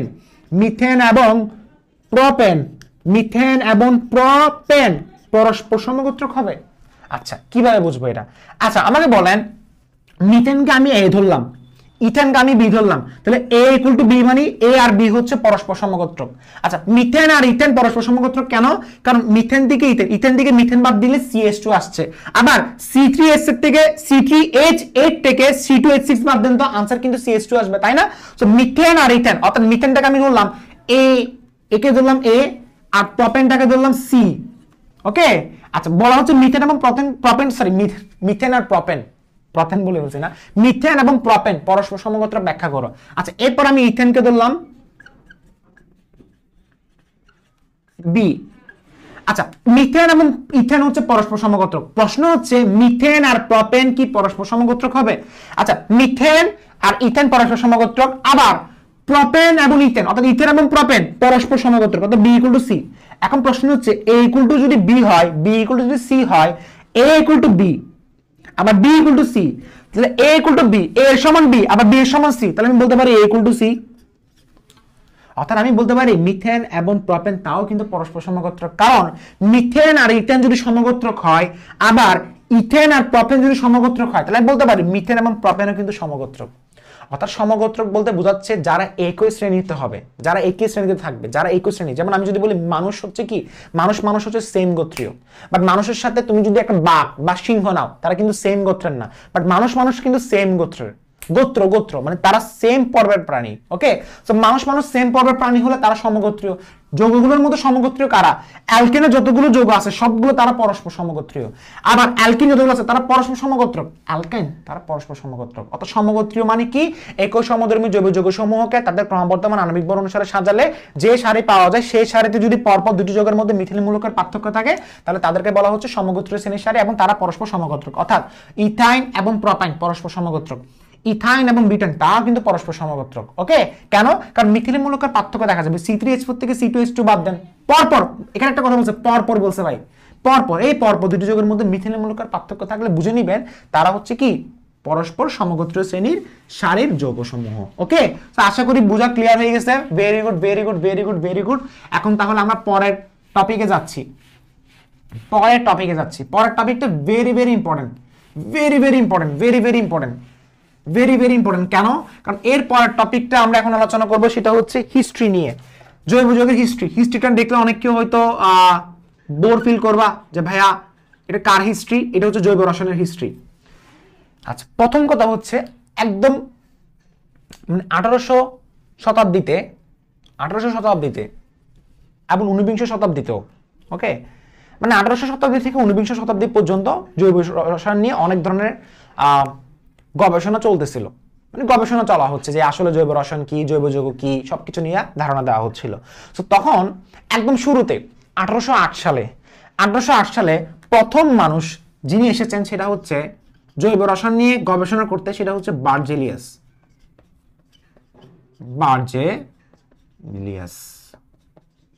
বার্জেলিয়াস হচ্ছে প্রথম বিজ্ঞানী। তিনি এসেছেন জৈব রসায়ন নিয়ে গবেষণা করার জন্য এবং তিনি প্রথমত ধারণা দিয়েছিলেন জৈব যৌগ নিয়ে। তিনি প্রথমত ধারণা দিয়েছিলেন সেটা হচ্ছে কি, জৈব যৌগ নিয়ে কি ধারণা দিয়েছিলেন? তিনি ফার্স্টে বলেছিলেন আমার উদ্ভিদ এবং প্রাণী দেহ থেকে সৃষ্ট যৌগসমূহ, অর্থাৎ উদ্ভিদ এবং প্রাণী দেহ থেকে জীবনীশক্তির প্রভাবে সৃষ্ট যৌগসমূহ হচ্ছে জৈব যৌগ।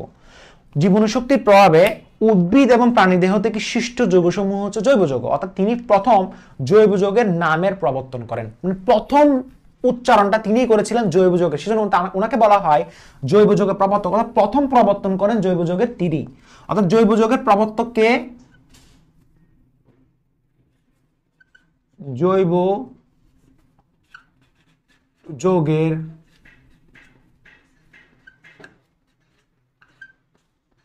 প্রবর্তককে বিজ্ঞানী বার্জেলিয়াস। 1808 সালে তিনি প্রথম হচ্ছে এই নামটা উচ্চারণ করেছিলেন। তিনি বলেছিলেন তখন মানুষের একটা ধারণা হয়েছিল যে জীবনীশক্তির প্রভাবে উদ্ভিদ ও প্রাণীদেহ থেকে সৃষ্ট যৌগসমূহকে বলা হচ্ছে জৈব যৌগ। জীবনীশক্তির প্রভাবে উদ্ভিদ ও প্রাণীদেহ থেকে সৃষ্ট যৌগসমূহকে বলা হচ্ছে জৈব যৌগ। অর্থাৎ উদ্ভিদ ও প্রাণীদেহ থেকে যেগুলো আমি পাই, তেল, চর্বি, স্টার্চ, অ্যালকোহল বা হচ্ছে ভিনেগার, এগুলো সবগুলো হচ্ছে জৈব যৌগ। অর্থাৎ যেটা উদ্ভিদ এবং প্রাণীদেহ থেকে পাওয়া যাবে, অর্থাৎ এইভাবে এই ধারণার উপরে তিনি একটা নীতি প্রস্তাবন করেছিলেন, সেটা হচ্ছে কি প্রাণ শক্তি মতবাদ। অর্থাৎ তিনি একটা মতবাদ প্রস্তাবিত করেছিলেন, সেটা হচ্ছে প্রাণ শক্তি মতবাদ, যেটাকে আমার ইংলিশে বলা হয় ভাইটাল ফোর্স থিওরি। আবার বলছি vital force theory. Vital force theory, এই মতবাদটা প্রস্তাবিত করা হয়েছিল 1815 সালে। 1815 সালে, আবার বলছি 1815 সালে প্রাণশক্তি মতবাদ অর্থাৎ ভাইটাল ফোর্স থিওরিটা প্রস্তাবিত করা হয়েছিল।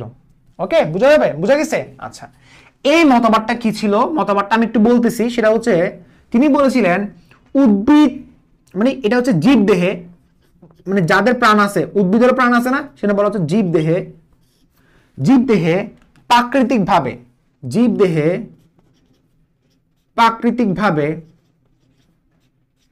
এটা হচ্ছে তার মতবাদ। জীব দেহে প্রাকৃতিকভাবে একটি রহস্যময় শক্তির প্রভাবে, রহস্যময় মিস্টেরিয়াস একটি রহস্যময়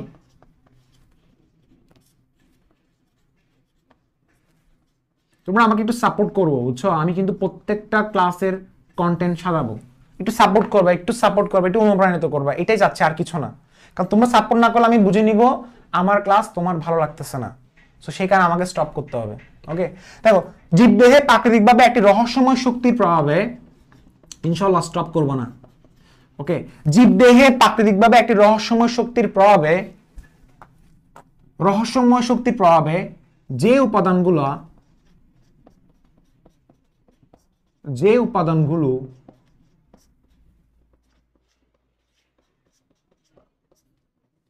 উপাদানগুলো তৈরি হয় সেগুলোই জৈব যৌগ।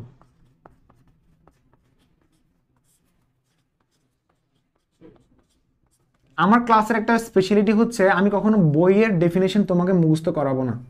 তুমি দেখো, সামনে দেখতে থাকবা, আমি কখনো বইয়ের ডেফিনেশন মুখস্থ করাবো না, ডেফিনেশন নিজে নিজে বানিয়ে দিব তোমাকে।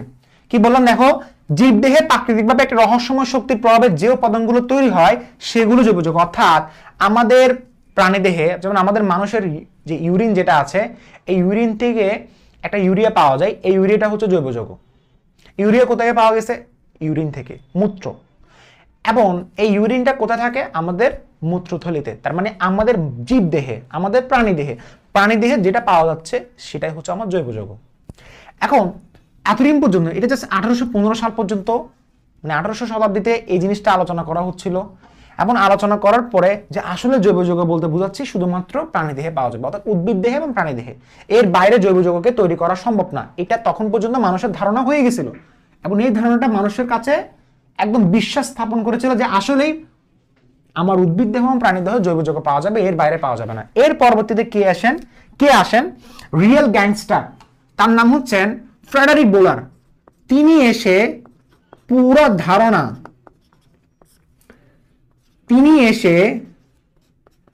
ধারণা পাল্টে দিয়েছেন।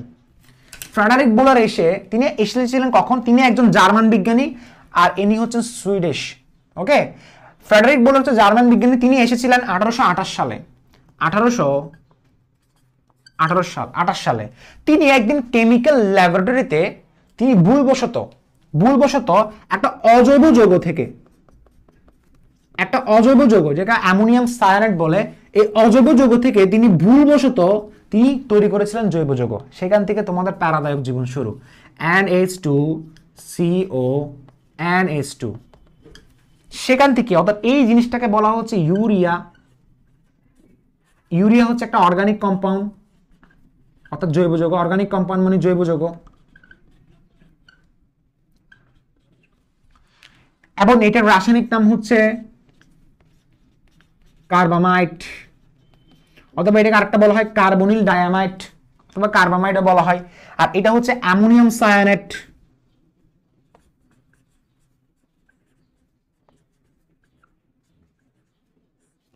এটার নামটা কি? Ammonium cyanate. এটা হচ্ছে একটা জৈব যৌগ না, এটা একটা অজৈব যৌগ। এটা হচ্ছে ইনঅর্গানিক কম্পাউন্ড, আর ওইটা হচ্ছে অর্গানিক, যেটাকে বলা হয় জৈব যৌগ। আর ইনঅর্গানিক কম্পাউন্ড মানে অজৈব যৌগ। অর্থাৎ তিনি সর্বপ্রথম ব্যক্তি যিনি হচ্ছে দেখিয়েছিলেন জৈব যৌগকে আসলেই কৃত্রিমভাবে তৈরি করা সম্ভব। সেই দিন থেকে জৈব যৌগ যে পড়া শুরু হয়েছিল আজ পর্যন্ত থামে নাই। তো এই মানুষটাকে যা গালি দেওয়ার আছে বা বকা দেওয়ার আছে দিয়ে ফেলো, কারণ এই মানুষটাই হচ্ছে সর্বপ্রথম জৈব যৌগ উদ্ভাবন করেছিলেন কৃত্রিমভাবে। আর এর আগে 1808 সালে বার্জেলিস বলেই গিয়েছিলেন, 1808 সালে না 1815 সালে বলেই গিয়েছিলেন যে জৈব যৌগকে কখনো কৃত্রিমভাবে তৈরি করা সম্ভব না। পরবর্তীতে ফ্রেডারিক বোলার এসে বললেন না, জৈব যৌগকে আমি চাচ্ছি, আমি ভুলবশত তৈরি করেছি, সমস্যা নেই, বাট দেখলাম জৈব যৌগকে আমি কৃত্রিমভাবে তৈরি করতে পারি। এটাই এতটুকু বোঝা গেছে? আচ্ছা, এখন মানুষের মধ্যে কনফিউশন আসলো যে আসলে জৈব যৌগ বলতে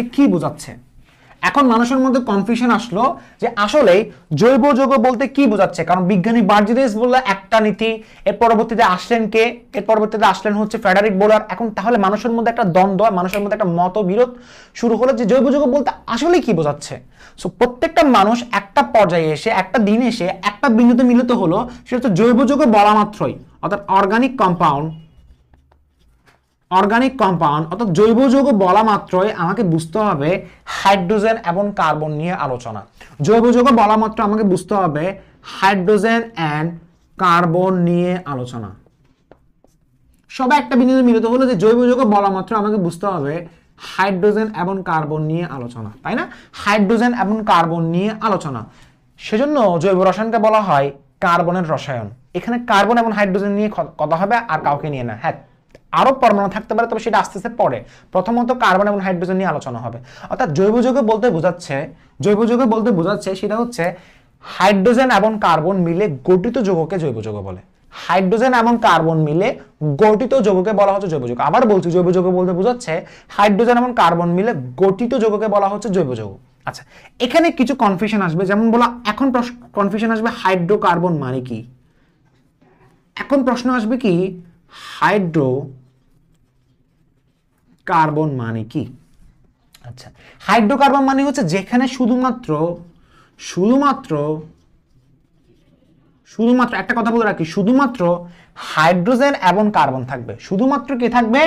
হাইড্রোজেন এবং কার্বন থাকবে।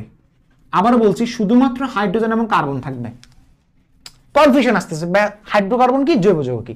হাইড্রোকার্বন বলতে বোঝাচ্ছে শুধুমাত্র হাইড্রোজেন এবং কার্বন থাকবে। প্রশ্নটা জৈব যৌগ কাকে বলে? আচ্ছা, জৈব যৌগ হচ্ছে হাইড্রোজেন এবং কার্বন মিলে গঠিত হাইড্রোকার্বন এবং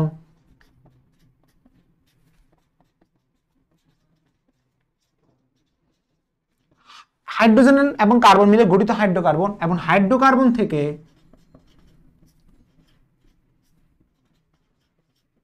উদ্ভূত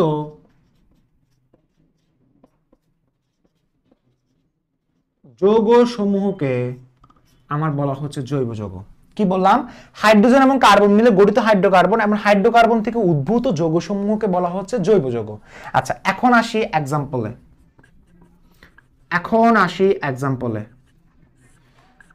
একটা এক্সাম্পলে তোমার পুরা কনফিউশন ক্লিয়ার। আচ্ছা, সাপোজ CH3 এটা হচ্ছে একটা হাইড্রোকার্বন। কেন হাইড্রোকার্বন কাকে বলে? শুধুমাত্র হাইড্রোজেন এবং কার্বন থাকবে, সেজন্য এটাকে বলা হাইড্রোকার্বন। এটাকে কি জৈব যৌগ বলা যাবে? প্রশ্ন আসতে পারে। অবশ্যই বলা যাবে, কারণ বলা হচ্ছে হাইড্রোজেন এবং কার্বন নিয়ে আলোচনা, সেটাই তো জৈব যৌগ। আচ্ছা, এখন তোমাদের মনের মধ্যে কি কি কনফিউশন আমি দেখতেছি, সেটা হচ্ছে দেখো, এটা হচ্ছে হাইড্রোকার্বন। আমি কি ডেফিনেশন দিয়েছিলাম এবং আমি কি এক্সাম্পল দিচ্ছি একটু দেখো। এটা হচ্ছে হাইড্রোকার্বন, হাইড্রোজেন এবং কার্বন মিলে গঠিত হাইড্রোকার্বন এবং হাইড্রোকার্বন থেকে উদ্ভূত যৌগ সমূহ। এখান থেকে কি যৌগ আসতে পারে? CH3 CH2OH না, অ্যালকোহল। এটা কি আমাকে বলো, এটাকে কি আমি হাইড্রোকার্বন বলতে পারবো? কখনো বলতে পারবো না, কারণ হাইড্রোকার্বন মানে হচ্ছে শুধুমাত্র হাইড্রোজেন এবং কার্বন থাকবে। তাহলে এটাকে কি বলবো? জৈব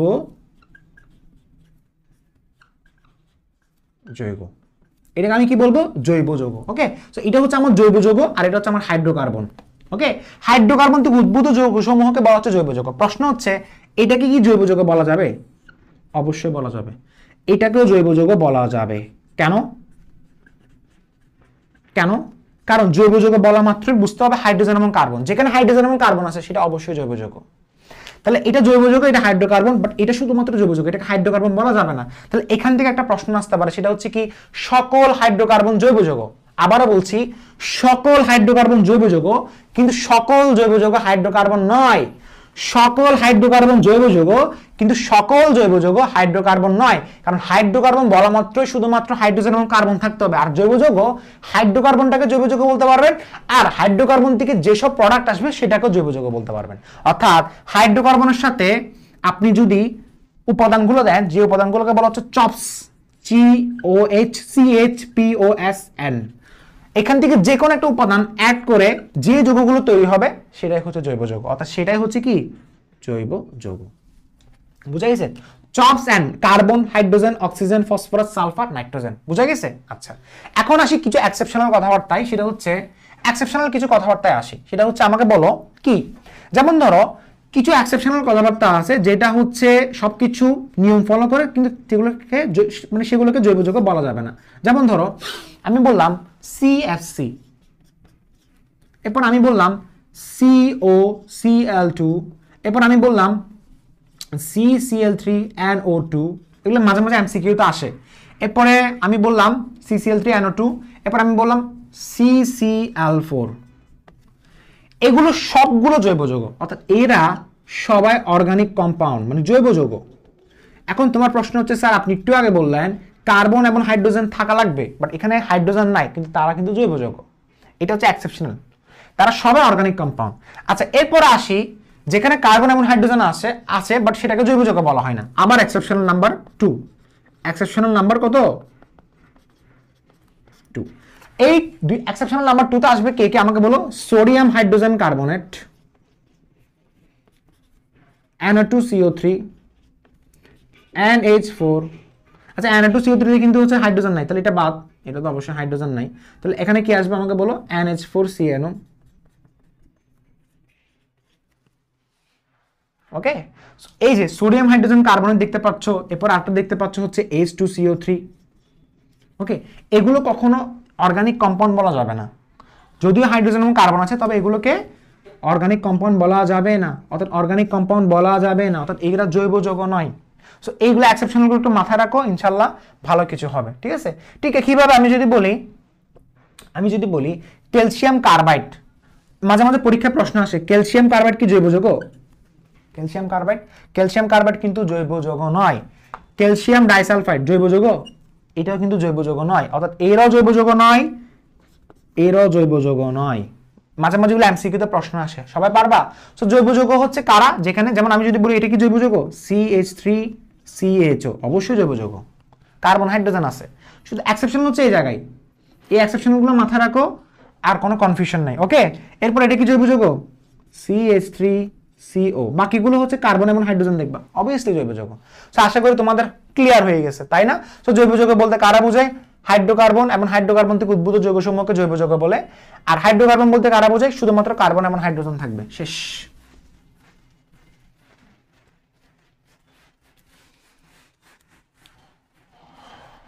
আচ্ছা, ভেরি গুড। এখন এরপরে প্রশ্নটা হচ্ছে জৈব যৌগের সংখ্যা। জৈব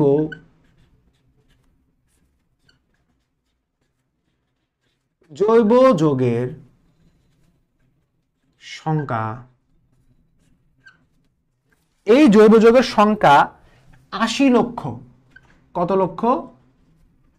80 লক্ষ থেকেও বেশি বলা হয়। আর অজৈব যৌগের সংখ্যা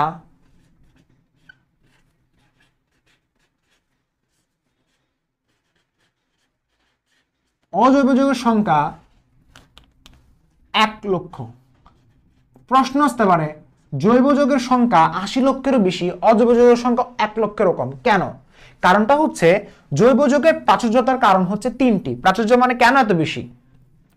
3টি কারণ আছে। 1 নম্বর কারণটা হচ্ছে ক্যাটেনেশন। 1 নম্বর কারণটা কি? ক্যাটেনেশন। 1 নম্বর কারণটা কি?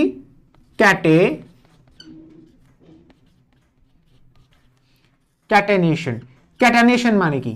প্রশ্ন আসতে পারে ক্যাটানেশন মানে কি? ক্যাটানেশন মানে কি? আচ্ছা, জৈব যৌগ এত বেশি উৎপন্ন হওয়ার কারণটা হচ্ছে কার্বনের এখানে একটা ধর্ম আছে। ধর্মটা কি? এই কার্বন হচ্ছে বিভিন্নভাবে, হরেক রকমের, বিভিন্ন অ্যাঙ্গেলের, বিভিন্ন মাত্রায় এবং বিভিন্ন গঠনে সে হচ্ছে নিজেকে ডেভেলপ করতে পারে। সেটা কি রকম?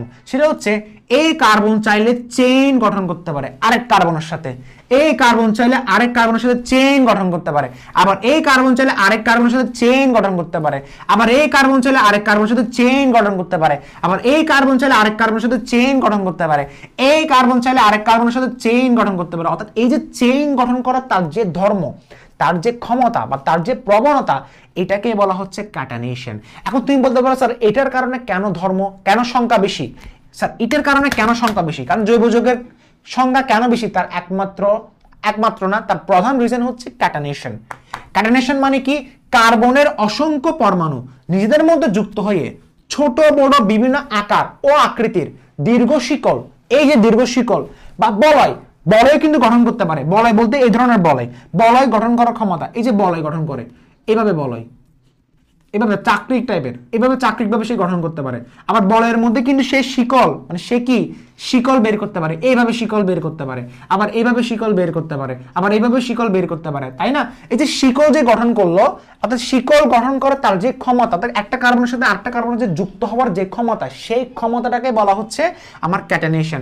আমাকে যদি বলা হয় ক্যাটানেশন মানে কি, কার্বনের অসংখ্য পরমাণু নিজেদের মধ্যে যুক্ত হয়ে ছোট বড় বিভিন্ন আকার ও আকৃতির দীর্ঘ শিকল বা বলয় গঠন করার ক্ষমতাকে বলা হচ্ছে ক্যাটানেশন।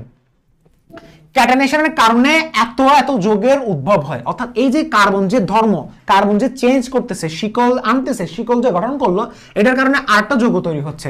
যেমন আমি যদি বলি এই যে এই কার্বনের সাথে এই কার্বন একটা ধরে নিলা, ঠিক সেম ভাবে আরেকটা কার্বন ধরে নিলে হচ্ছে এরকম, এরকম কার্বন। এটা আর এটা কি সেম যৌগ না, এটা দিকে এটা যে হলো সেটাই ক্যাটানেশন। অর্থাৎ কার্বন চাইলে ধর্ম কি চেঞ্জ করতে পারে। যেমন আমি যদি বলি এই যে এখানে, এবং এটা দিকে তুমি এটা ধরো, আরেকটা ধরো, এটা দিকে যে এটা হলো কিভাবে হলো, এটা দিকে এটা অ্যাকচুয়ালি হয় না, এটা আরেকটা যৌগ, এটা আরেকটা যৌগ। অনেকে বলতে স্যার এটা দিকে এটা কেমন হলো, না না না, এটা তুমি সমানো পড়লে ভালোভাবে বুঝবা। যেমন ধর এখানে কার্বনটা 1 2 3 4, এটা দিকে এটা হলো, এটাকে বলা হচ্ছে ক্যাটানেশন। উপরটা দিকে তুমি কনফিউশনে পড়তে পারো, যা হোক আমি এটা দেখাচ্ছি, এক্স্যাক্টলি এক্সাম্পল হচ্ছে এটা, এটাকে বলা হচ্ছে ক্যাটানেশন, অর্থাৎ এই প্রসেসটাকে বলা হচ্ছে ক্যাটানেশন, এটাকে বলা হচ্ছে ক্যাটানেশন। অর্থাৎ কার্বন যে শিকল গঠন করতে পারে, অর্থাৎ কার্বন যে শিকল গঠন করতে পারে, শিকল, তার মানে এটা থেকে একটা যৌগ আরেকটা নতুন, মানে এই যৌগ আর এই যৌগ কিন্তু সেম না, তাহলে এটাকে বলা হচ্ছে ক্যাটানেশন। ক্যাটানেশন মানে হচ্ছে কার্বনের চেইন গঠন করার ক্ষমতা। কেউ যদি বলে ক্যাটানেশন মানে কি, বলবা ক্যাটানেশন মানে হচ্ছে কার্বনের চেইন গঠন করার ক্ষমতা, চেইন গঠন করার ক্ষমতা, চেইন গঠন করার ক্ষমতাকে বলা হচ্ছে ক্যাটানেশন। বুঝা যাবে? এর পরবর্তী রিজনটা হচ্ছে পলিমারকরণ। 2 নম্বর পয়েন্টে লিখো পলিমারকরণ, এবং ডেফিনেশনে সবাই নিজ দায়িত্বে লিখে ফেলিও। পলিমারকরণ এবং সমানুকরণ, আবার বলছি পলিমারকরণ, পলিমারকরণ এবং সমানুতা, এগুলো আমরা এখন আলোচনা করব না, এগুলো আমরা আলোচনা করব অনেক পরে। তাহলে এর পরেরটা কি, সমানুতা। আবার বলছি এর পরেরটা কি, সমানুতা। ওকে, আচ্ছা, সো এতটুকু পর্যন্ত সবাই লেখা শেষ হলে ডান লিখো। আশা করি তোমাদের লেখা শেষ। এরপর আমাদের আস্তে আস্তে পড়া কিন্তু শেষ দিকে। ওকে, সবাই লিখতে থাকো, আমি একটু জায়গা দিচ্ছি, সবাই লিখো। আগে ফার্স্ট অফ অল ক্যাটানেশনের কি এক্সপ্লেনেশনটা লিখবা, ডেফিনেশনটা লিখবা, যে কার্বনের অসংখ্য পরমাণু নিজেদের মধ্যে যুক্ত হয়ে ছোট বড় বিভিন্ন আকার ও আকৃতির দীর্ঘ শিকল বা বলয় গঠন করার ক্ষমতাকে আমার কি বলা হচ্ছে, ক্যাটানেশন বলা হচ্ছে। ওকে, আচ্ছা, এখন আমরা পড়বো জৈব যৌগের ক্লাসিফিকেশন। জৈব যৌগের ক্লাসিফিকেশন অর্থাৎ জৈব যৌগের শ্রেণীবিভাগ। জৈব যৌগকে দুই ভাগে ভাগ করা হয়, একটা হচ্ছে মুক্ত শিকল জৈব যৌগ, যেটার অপর নাম হচ্ছে অ্যালিফ্যাটিক জৈব যৌগ, আর একটা হচ্ছে বদ্ধ শিকল জৈব যৌগ, যাকে বলা হচ্ছে ক্লোজ চেইন। মুক্ত শিকল জৈব যৌগ কাকে বলে, যে সকল জৈব যৌগের কার্বনের শিকল, অর্থাৎ যে সকল জৈব যৌগের কার্বন শিকলের কার্বনের প্রান্তগুলো মুক্ত, এই দেখো মুক্ত। আর বদ্ধ শিকল জৈব যৌগ কাকে বলে, যে সকল জৈব যৌগের কার্বন শিকলের কার্বনের প্রান্তগুলো বদ্ধ, অর্থাৎ এরকম চাক্রিক হবে, অর্থাৎ এরকম সাইক্লিক হবে, চাক্রিক হবে, চক্রাকার হবে, সেটা হচ্ছে বদ্ধ শিকল জৈব যৌগ। আর যেটা চক্রাকার হবে না সেটা হচ্ছে মুক্ত শিকল জৈব যৌগ। মুক্ত শিকল জৈব যৌগকে দুই ভাগে ভাগ করা হয়, একটা হচ্ছে সম্পৃক্ত হাইড্রোকার্বন আর একটা হচ্ছে অসম্পৃক্ত হাইড্রোকার্বন। সম্পৃক্ত হাইড্রোকার্বন কিভাবে চিনবো, সিঙ্গেল বন্ড থাকবে অর্থাৎ অ্যালকেন থাকবে। অসম্পৃক্ত হাইড্রোকার্বন কিভাবে চিনবো, ডাবল বন্ড এবং ট্রিপল বন্ড থাকবে অর্থাৎ অ্যালকিন এবং অ্যালকাইন। এতটুকু বুঝা গেছে। সম্পৃক্ত হাইড্রোকার্বন কাকে বলে, যে সকল জৈব যৌগের কার্বন শিকলে কার্বন পরমাণুগুলো নিজেদের মধ্যে একক বন্ধন দ্বারা আবদ্ধ থাকবে, এই একক বন্ধন দ্বারা আবদ্ধ, অর্থাৎ সকল ধরনের অ্যালকেন হচ্ছে সম্পৃক্ত হাইড্রোকার্বন। আর অসম্পৃক্ত হাইড্রোকার্বন কাকে বলে, যে সকল জৈব যৌগের কার্বন শিকলে কার্বন পরমাণুগুলো নিজেদের মধ্যে দ্বিবন্ধন বা ত্রিবন্ধন দ্বারা আবদ্ধ থাকে, যেমন অ্যালকিন এবং অ্যালকাইন সব সময় অসম্পৃক্ত হাইড্রোকার্বন বলে বিবেচিত হবে। সো আশা করি তোমার ওপেন চেইন অর্থাৎ মুক্ত শিকল জৈব যৌগ ক্লিয়ার, যেটাকে অপর নাম বলা হয় এলিফ্যাটিক জৈব যৌগ। এখন আমরা পড়বো ক্লোজ চেইন, যেটাকে বলা হয় বদ্ধ শিকল জৈব যৌগকে দুই ভাগে ভাগ করা হয়, একটা হচ্ছে কার্বোসাইক্লিক, একটা হচ্ছে হেটারোসাইক্লিক।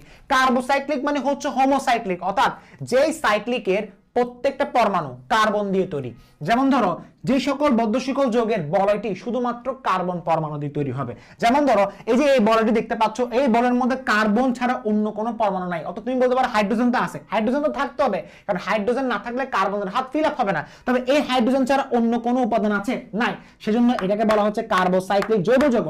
কার্বোসাইক্লিক জৈব যৌগ কাকে বলে, যে সকল বদ্ধ শিকল জৈব যৌগের বলয়টি শুধুমাত্র কার্বন পরমাণু দিয়ে তৈরি, তাকে বলা হচ্ছে কার্বোসাইক্লিক বা হোমো। হোমো মানে হচ্ছে সেম, হোমো মানে হচ্ছে সেম, সাইক্লিকে সব সেম উপাদান থাকে থাকলে সেটাকে বলা হচ্ছে হোমোসাইক্লিক জৈব যৌগ। যেমন ধরো প্রশ্ন হচ্ছে স্যার এটা কি হোমোসাইক্লিক জৈব যৌগ বা কার্বোসাইক্লিক জৈব যৌগ বলা যাবে, কারণ এখানের মধ্যে অক্সিজেন আছে। রিমেম্বার এখানে বলা হচ্ছে যে সকল বদ্ধ শিকল যৌগের বলয়টি শুধুমাত্র কার্বন পরমাণু দিয়ে তৈরি, অর্থাৎ বলয়টি কার্বন পরমাণু দিয়ে তৈরি হতে হবে, বলয়টির উপরে যা আছে সেটা কোনো ম্যাটার করে না। আবারও বলছি, বলয়টির উপরে যেটা আছে সেটা ম্যাটার করে না, বলয়টির ভেতরে অন্য কোনো উপাদান আছে কিনা, কার্বন এবং হাইড্রোজেন ছাড়া অন্য কোনো উপাদান আছে কিনা, আনসার হচ্ছে নাই, সেজন্য এটা হবে কার্বোসাইক্লিক জৈব যৌগ। এতটুকু বোঝা গেছে? আচ্ছা, এরপর আসি হেটারোসাইক্লিক জৈব যৌগ কাকে বলে। যে সকল বদ্ধ শিকল যৌগের কার্বন পরমাণু সমূহ অপর কোনো ভিন্ন পরমাণু দ্বারা আবদ্ধ থাকলে, অপর কোনো ভিন্ন পরমাণু হচ্ছে হেটারো পরমাণু, যেটাকে বলা হচ্ছে সন পরমাণু। আবার বলতেছি, যেটাকে বলা হচ্ছে সন পরমাণু, যেটাকে বলা হচ্ছে সন পরমাণু। আবার বলছি, এটাকে বলা হচ্ছে সন পরমাণু, অর্থাৎ সালফার, অক্সিজেন, নাইট্রোজেন দ্বারা আবদ্ধ থাকলে, অর্থাৎ যে সকল বদ্ধ শিকল যৌগের বলয়ে কার্বন পরমাণু সমূহ যদি সালফার অথবা অক্সিজেন অথবা নাইট্রোজেন পরমাণু দ্বারা আবদ্ধ থাকলে সেই সকল বদ্ধ শিকল জৈব যৌগকে বলা হচ্ছে হেটারোসাইক্লিক বা বিষম চাক্রিক জৈব যৌগ। এই হেটারোসাইক্লিক জৈব যৌগগুলা হচ্ছে আমার কি, এটা অ্যাস থাকলে সেটাকে বলা হচ্ছে থায়োফিন, এটাকে বলা হচ্ছে থায়োফিন, অ্যাস থাকলে সেটাকে বলা হচ্ছে থায়োফিন, অর্থাৎ থায়োফিন হচ্ছে হেটারোসাইক্লিক জৈব যৌগ। এক্সাম এমসিকিউ তো অনেকবার আসছে, হাজারবার আসছে।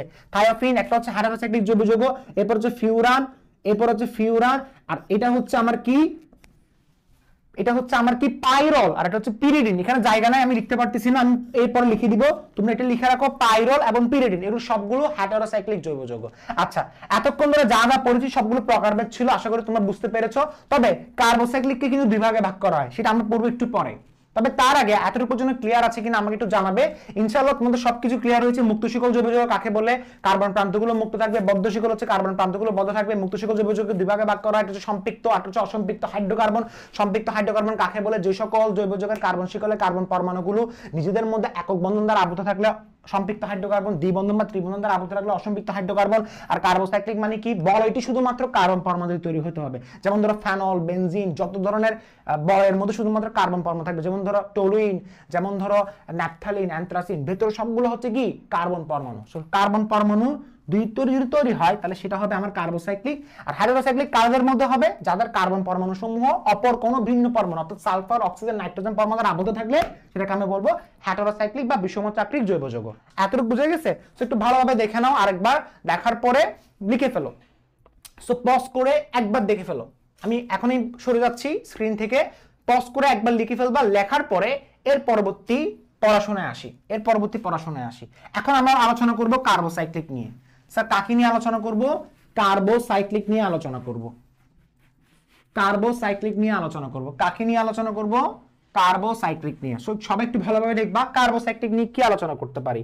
আচ্ছা, এই যে কার্বোসাইক্লিক যে লিখলাম, এই যে কার্বোসাইক্লিক, এই কার্বোসাইক্লিক অথবা হোমোসাইক্লিক এটাকে দুই ভাগে ভাগ করা হয়। একটা হচ্ছে এলিসাইক্লিক, আরেকটা হচ্ছে অ্যারোমেটিক, তাই না? আচ্ছা, এখন এই যে এলিসাইক্লিকটা যে এখন আমরা লিখবো এলিসাইক্লিক জৈব যৌগ, এটা কি আমাকে বলো? এলিসাইক্লিক জৈব যৌগ। এই এলিসাইক্লিক জৈব যৌগটা একটু সবাই ভালোভাবে দেখবা। এলিসাইক্লিক জৈব কাকে বলে? দেখো, এলিসাইক্লিক জৈব যৌগ হচ্ছে যে সকল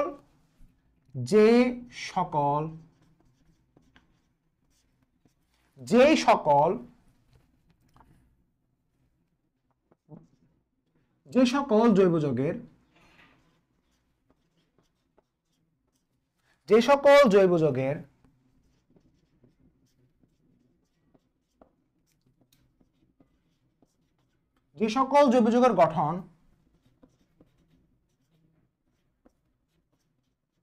বদ্ধ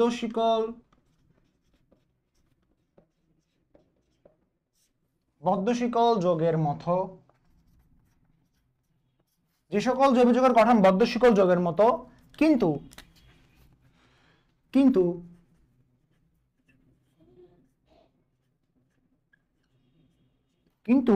ধর্ম এলিফেটিক জৈব যৌগের মতো, কিন্তু ধর্ম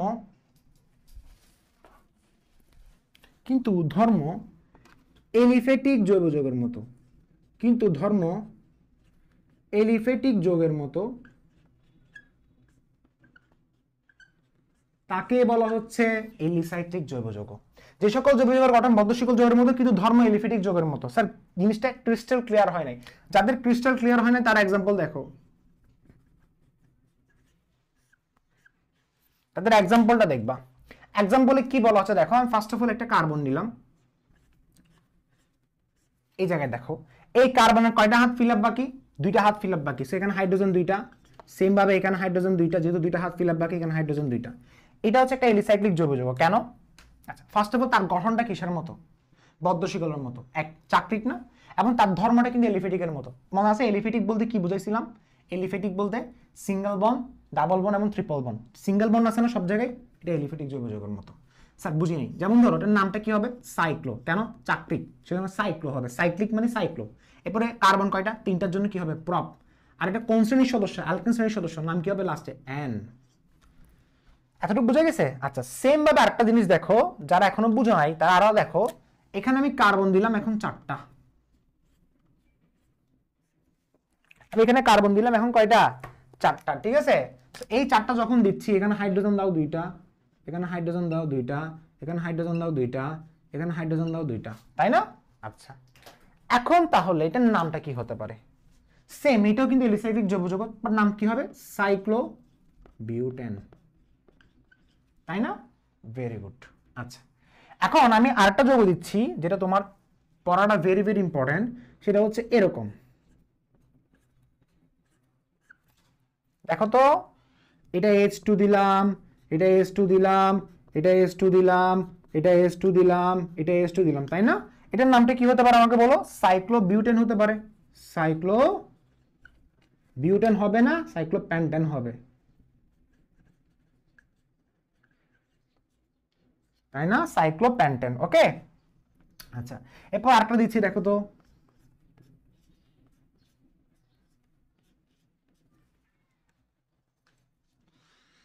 H2 H2 H2 H2 H2 H2, এটাকে বলা হচ্ছে সাইক্লোহেক্সেন।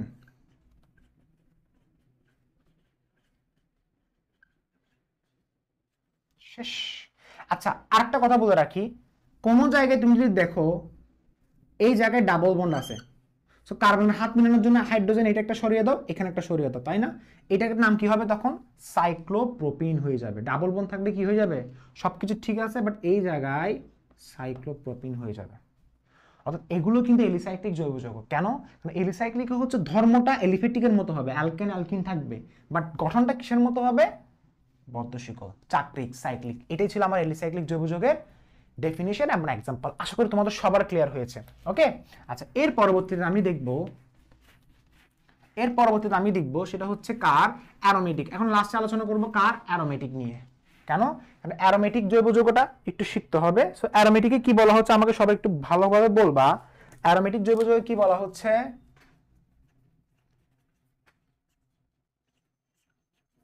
অ্যারোমেটিক মানে কি, ফার্স্ট অফ অল লিখো, বেনজিন, বেনজিনের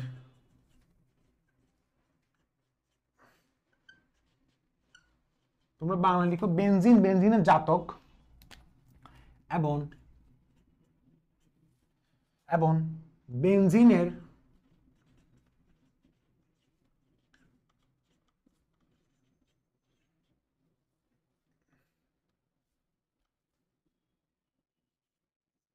বেনজিনের নেই, মানে তোমার বেনজিনের মতো চক্রাকার বিশিষ্ট যৌগসমূহকে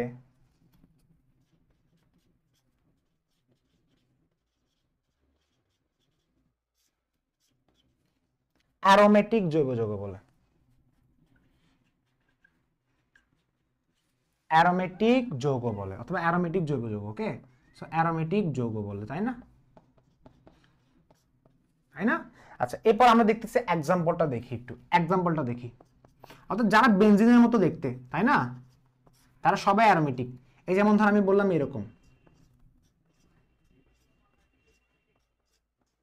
এরকম। সো দেখো একটা জিনিস খেয়াল করে দেখো, ডাবল বন্ডটা কোন জায়গায় হবে, এই জায়গায় হবে, এই জায়গায় হবে, এই জায়গায় হবে, তাই না? এই জায়গায় আমি দিলাম এইচ, এই জায়গায় দিলাম এইচ, এই জায়গায় দিলাম, হাতগুলো ফিল আপ করলাম, হাতগুলো ফিল আপ করলাম, হাতগুলো ফিল আপ করলাম, তাই না? প্রত্যেকটা হাত ফিল আপ করলাম, দেখছো? এটা হচ্ছে বেনজিন। বেনজিনটাকে তুমি চাইলে এখন এভাবে লিখতে পারো, সেম। এগুলো আমরা কার্বন এবং হাইড্রোজেন শো করি না। এখন ডাবল বন্ডটা শো করো সবাই, এই জায়গায়, এই জায়গায়, আর এই জায়গায় শো করো, এটাই। এগুলো সবগুলো অ্যারোমেটিক যৌগ। এবং এখান থেকে যা আসবে, যেমন এখান থেকে আরেকটা যৌগ আসতে পারে, বেনজিন থেকে আসছে, যেগুলো বেনজিন থেকে তৈরি হবে। যেমন ধরো বেনজিন থেকে আসছে এটা, কোনটা? উপরে আসছে CH3, এটা অ্যারোমেটিক যৌগ। যেগুলো বেনজিনের মতো দেখতে, অথবা যেগুলো বেনজিন থেকে উৎপন্ন, যেমন এটা বলা হয় টলুইন। যেমন এটা আসছে, যেমন এটার নামটা কি আমাকে বলো? এটার নাম হচ্ছে বেনজিন, এটাও বেনজিন। এটার নামটা কি আমাকে বলো? টলুইন। আবার এটার নামটা কি আমাকে বলো? ফেনল।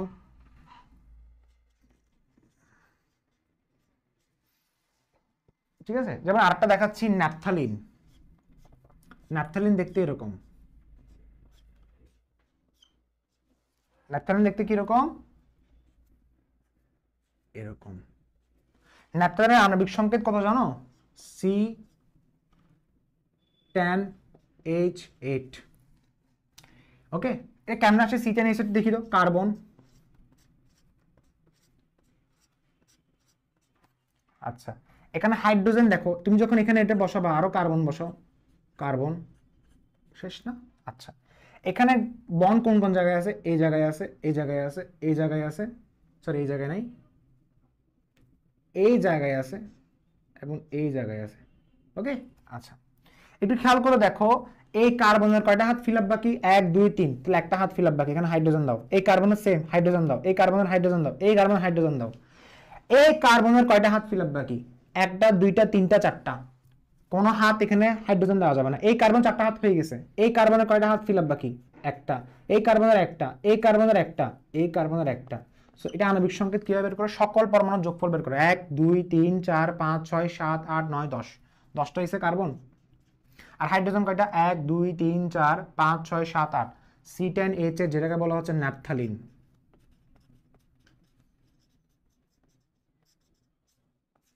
এখন আরেকটা যৌগ দেখি, যেটা হচ্ছে অ্যারোমেটিক জৈব যৌগ, যেটাকে বলা হচ্ছে অ্যান্থ্রাসিন। যেমন অ্যান্থ্রাসিনটা আমি এখানে দিচ্ছি,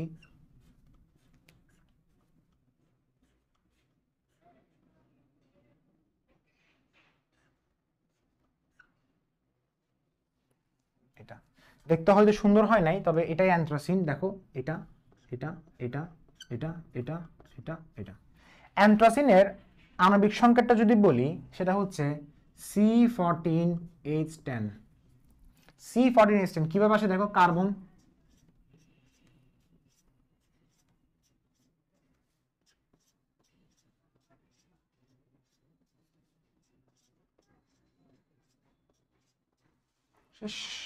ওকে। আচ্ছা, এই জায়গায় দেখো, এই জায়গায় দেখো, এই জায়গায় দেখো, এই জায়গায় দেখো, এই জায়গায় দেখো, এই জায়গায় দেখো, এই জায়গায় দেখো, তাই না? ওকে, প্রত্যেকটার ডাবল বন্ড দিলাম। সো এখানে হাইড্রোজেন কয়টা দিতে পারবো আমাকে বলো? বলো সবাই। এখানে হাইড্রোজেন দিতে পারবো শুধু একটা, এখানে একটা, এখানে একটা, এখানে একটা। এখানে দেওয়া যাবে? এই কার্বনে দেওয়া যাবে না। এখানে দেওয়া যাবে? দেওয়া যাবে একটা। এখানে দেওয়া যাবে? দেওয়া যাবে না। এখানে দেওয়া যাবে? দেওয়া যাবে না। এখানে দেওয়া যাবে? দেওয়া যাবে। এখানে দেওয়া যাবে? দেওয়া যাবে। এখানে দেওয়া যাবে? এখানে দেওয়া যাবে? যাবে না। ওকে, হাইড্রোজেন কয়টা? 1 2 3 4 5 6 7 8 8। এমন কার্বন কয়টা? কার্বন কয়টা আমাকে বলো? আচ্ছা, এখানে একটা জিনিস আমাদের মিস্টেক হয়েছে। কোথায়, কোন জায়গায় মিস্টেক হয়েছে একটু দেখি। 1 2 3 4 5 6 7 8 9 10। এখন ঠিক হয়েছে না? এই হাইড্রোজেন এখানে বসাতে ভুল করছে, এখানে বসায় নেই। এই হাইড্রোজেন ঠিক করে দেন তো। C14 কত গেল? H10। কারণ কতটা হয়েছে? 1 2 3 4 5 6 7 8 9 10 11 12 13 14। পারফেক্ট। তো C14H10 এটি কি? এটা হচ্ছে অ্যান্থ্রাসিনের আণবিক সংকেত। সো এগুলো সবগুলো হচ্ছে অ্যারোমেটিক জৈব যৌগ। এগুলো সবগুলো অ্যারোমেটিক জৈব যৌগ। অ্যান্থ্রাসিন, স্পেলিংটা লিখে দিচ্ছি, অ্যান্থ্রাসিন, সবগুলো কিন্তু অ্যারোমেটিক জৈব যৌগ, কারণ এগুলো বেনজিন থেকে আসছে, বেনজিনের মতো দেখতে। ওকে, আশা করি ক্লিয়ার, শেষ না? আচ্ছা, ভেরি গুড। সেটা মুছে দিচ্ছি সবাই। C10H, C14H10 বুঝা গেছে? আচ্ছা, এখন তাহলে লাস্ট পড়া কোনটা? হেটারোসাইক্লিক। ডেফিনিশন লিখে দিয়েছিলাম না? হেটারোসাইক্লিক জৈব যৌগগুলো দেখতে কিরকম? দেখতে কিরকম, সবগুলো হচ্ছে কি যেমন ফিউরান, থায়োফিন, পাইরোল, পিরিডিন এগুলো থাকবে। সো আশা করি তোমাদের সবকিছু ক্লিয়ার। সো যারা যেভাবে দেখছো পড়তে থাকো, ইনশাআল্লাহ নেক্সট ক্লাসে আরো বিস্তারিত আলোচনা করব। নেক্সট ক্লাসে বলতে নেক্সট ভিডিওতে যেটা আসবে সেটা হচ্ছে আমাদের হেটেরোসাইক্লিক জৈব যৌগের আরো কিছু কথাবার্তা আছে, হাকেল নীতি আসবে, অ্যারোমেটিক একটু করে পড়িয়ে দিব, এরপর আমরা নেমিং এ যাব। সো সবকিছু বেসিক, সবকিছু কনসেপ্ট থেকে আগানো হচ্ছে, টেনশন নিও না, খুব ভালোভাবে শেষ করব এবং খুব আরামসে শেষ করব। ওকে, এখন পর্যন্ত সবাইকে বাই বাই।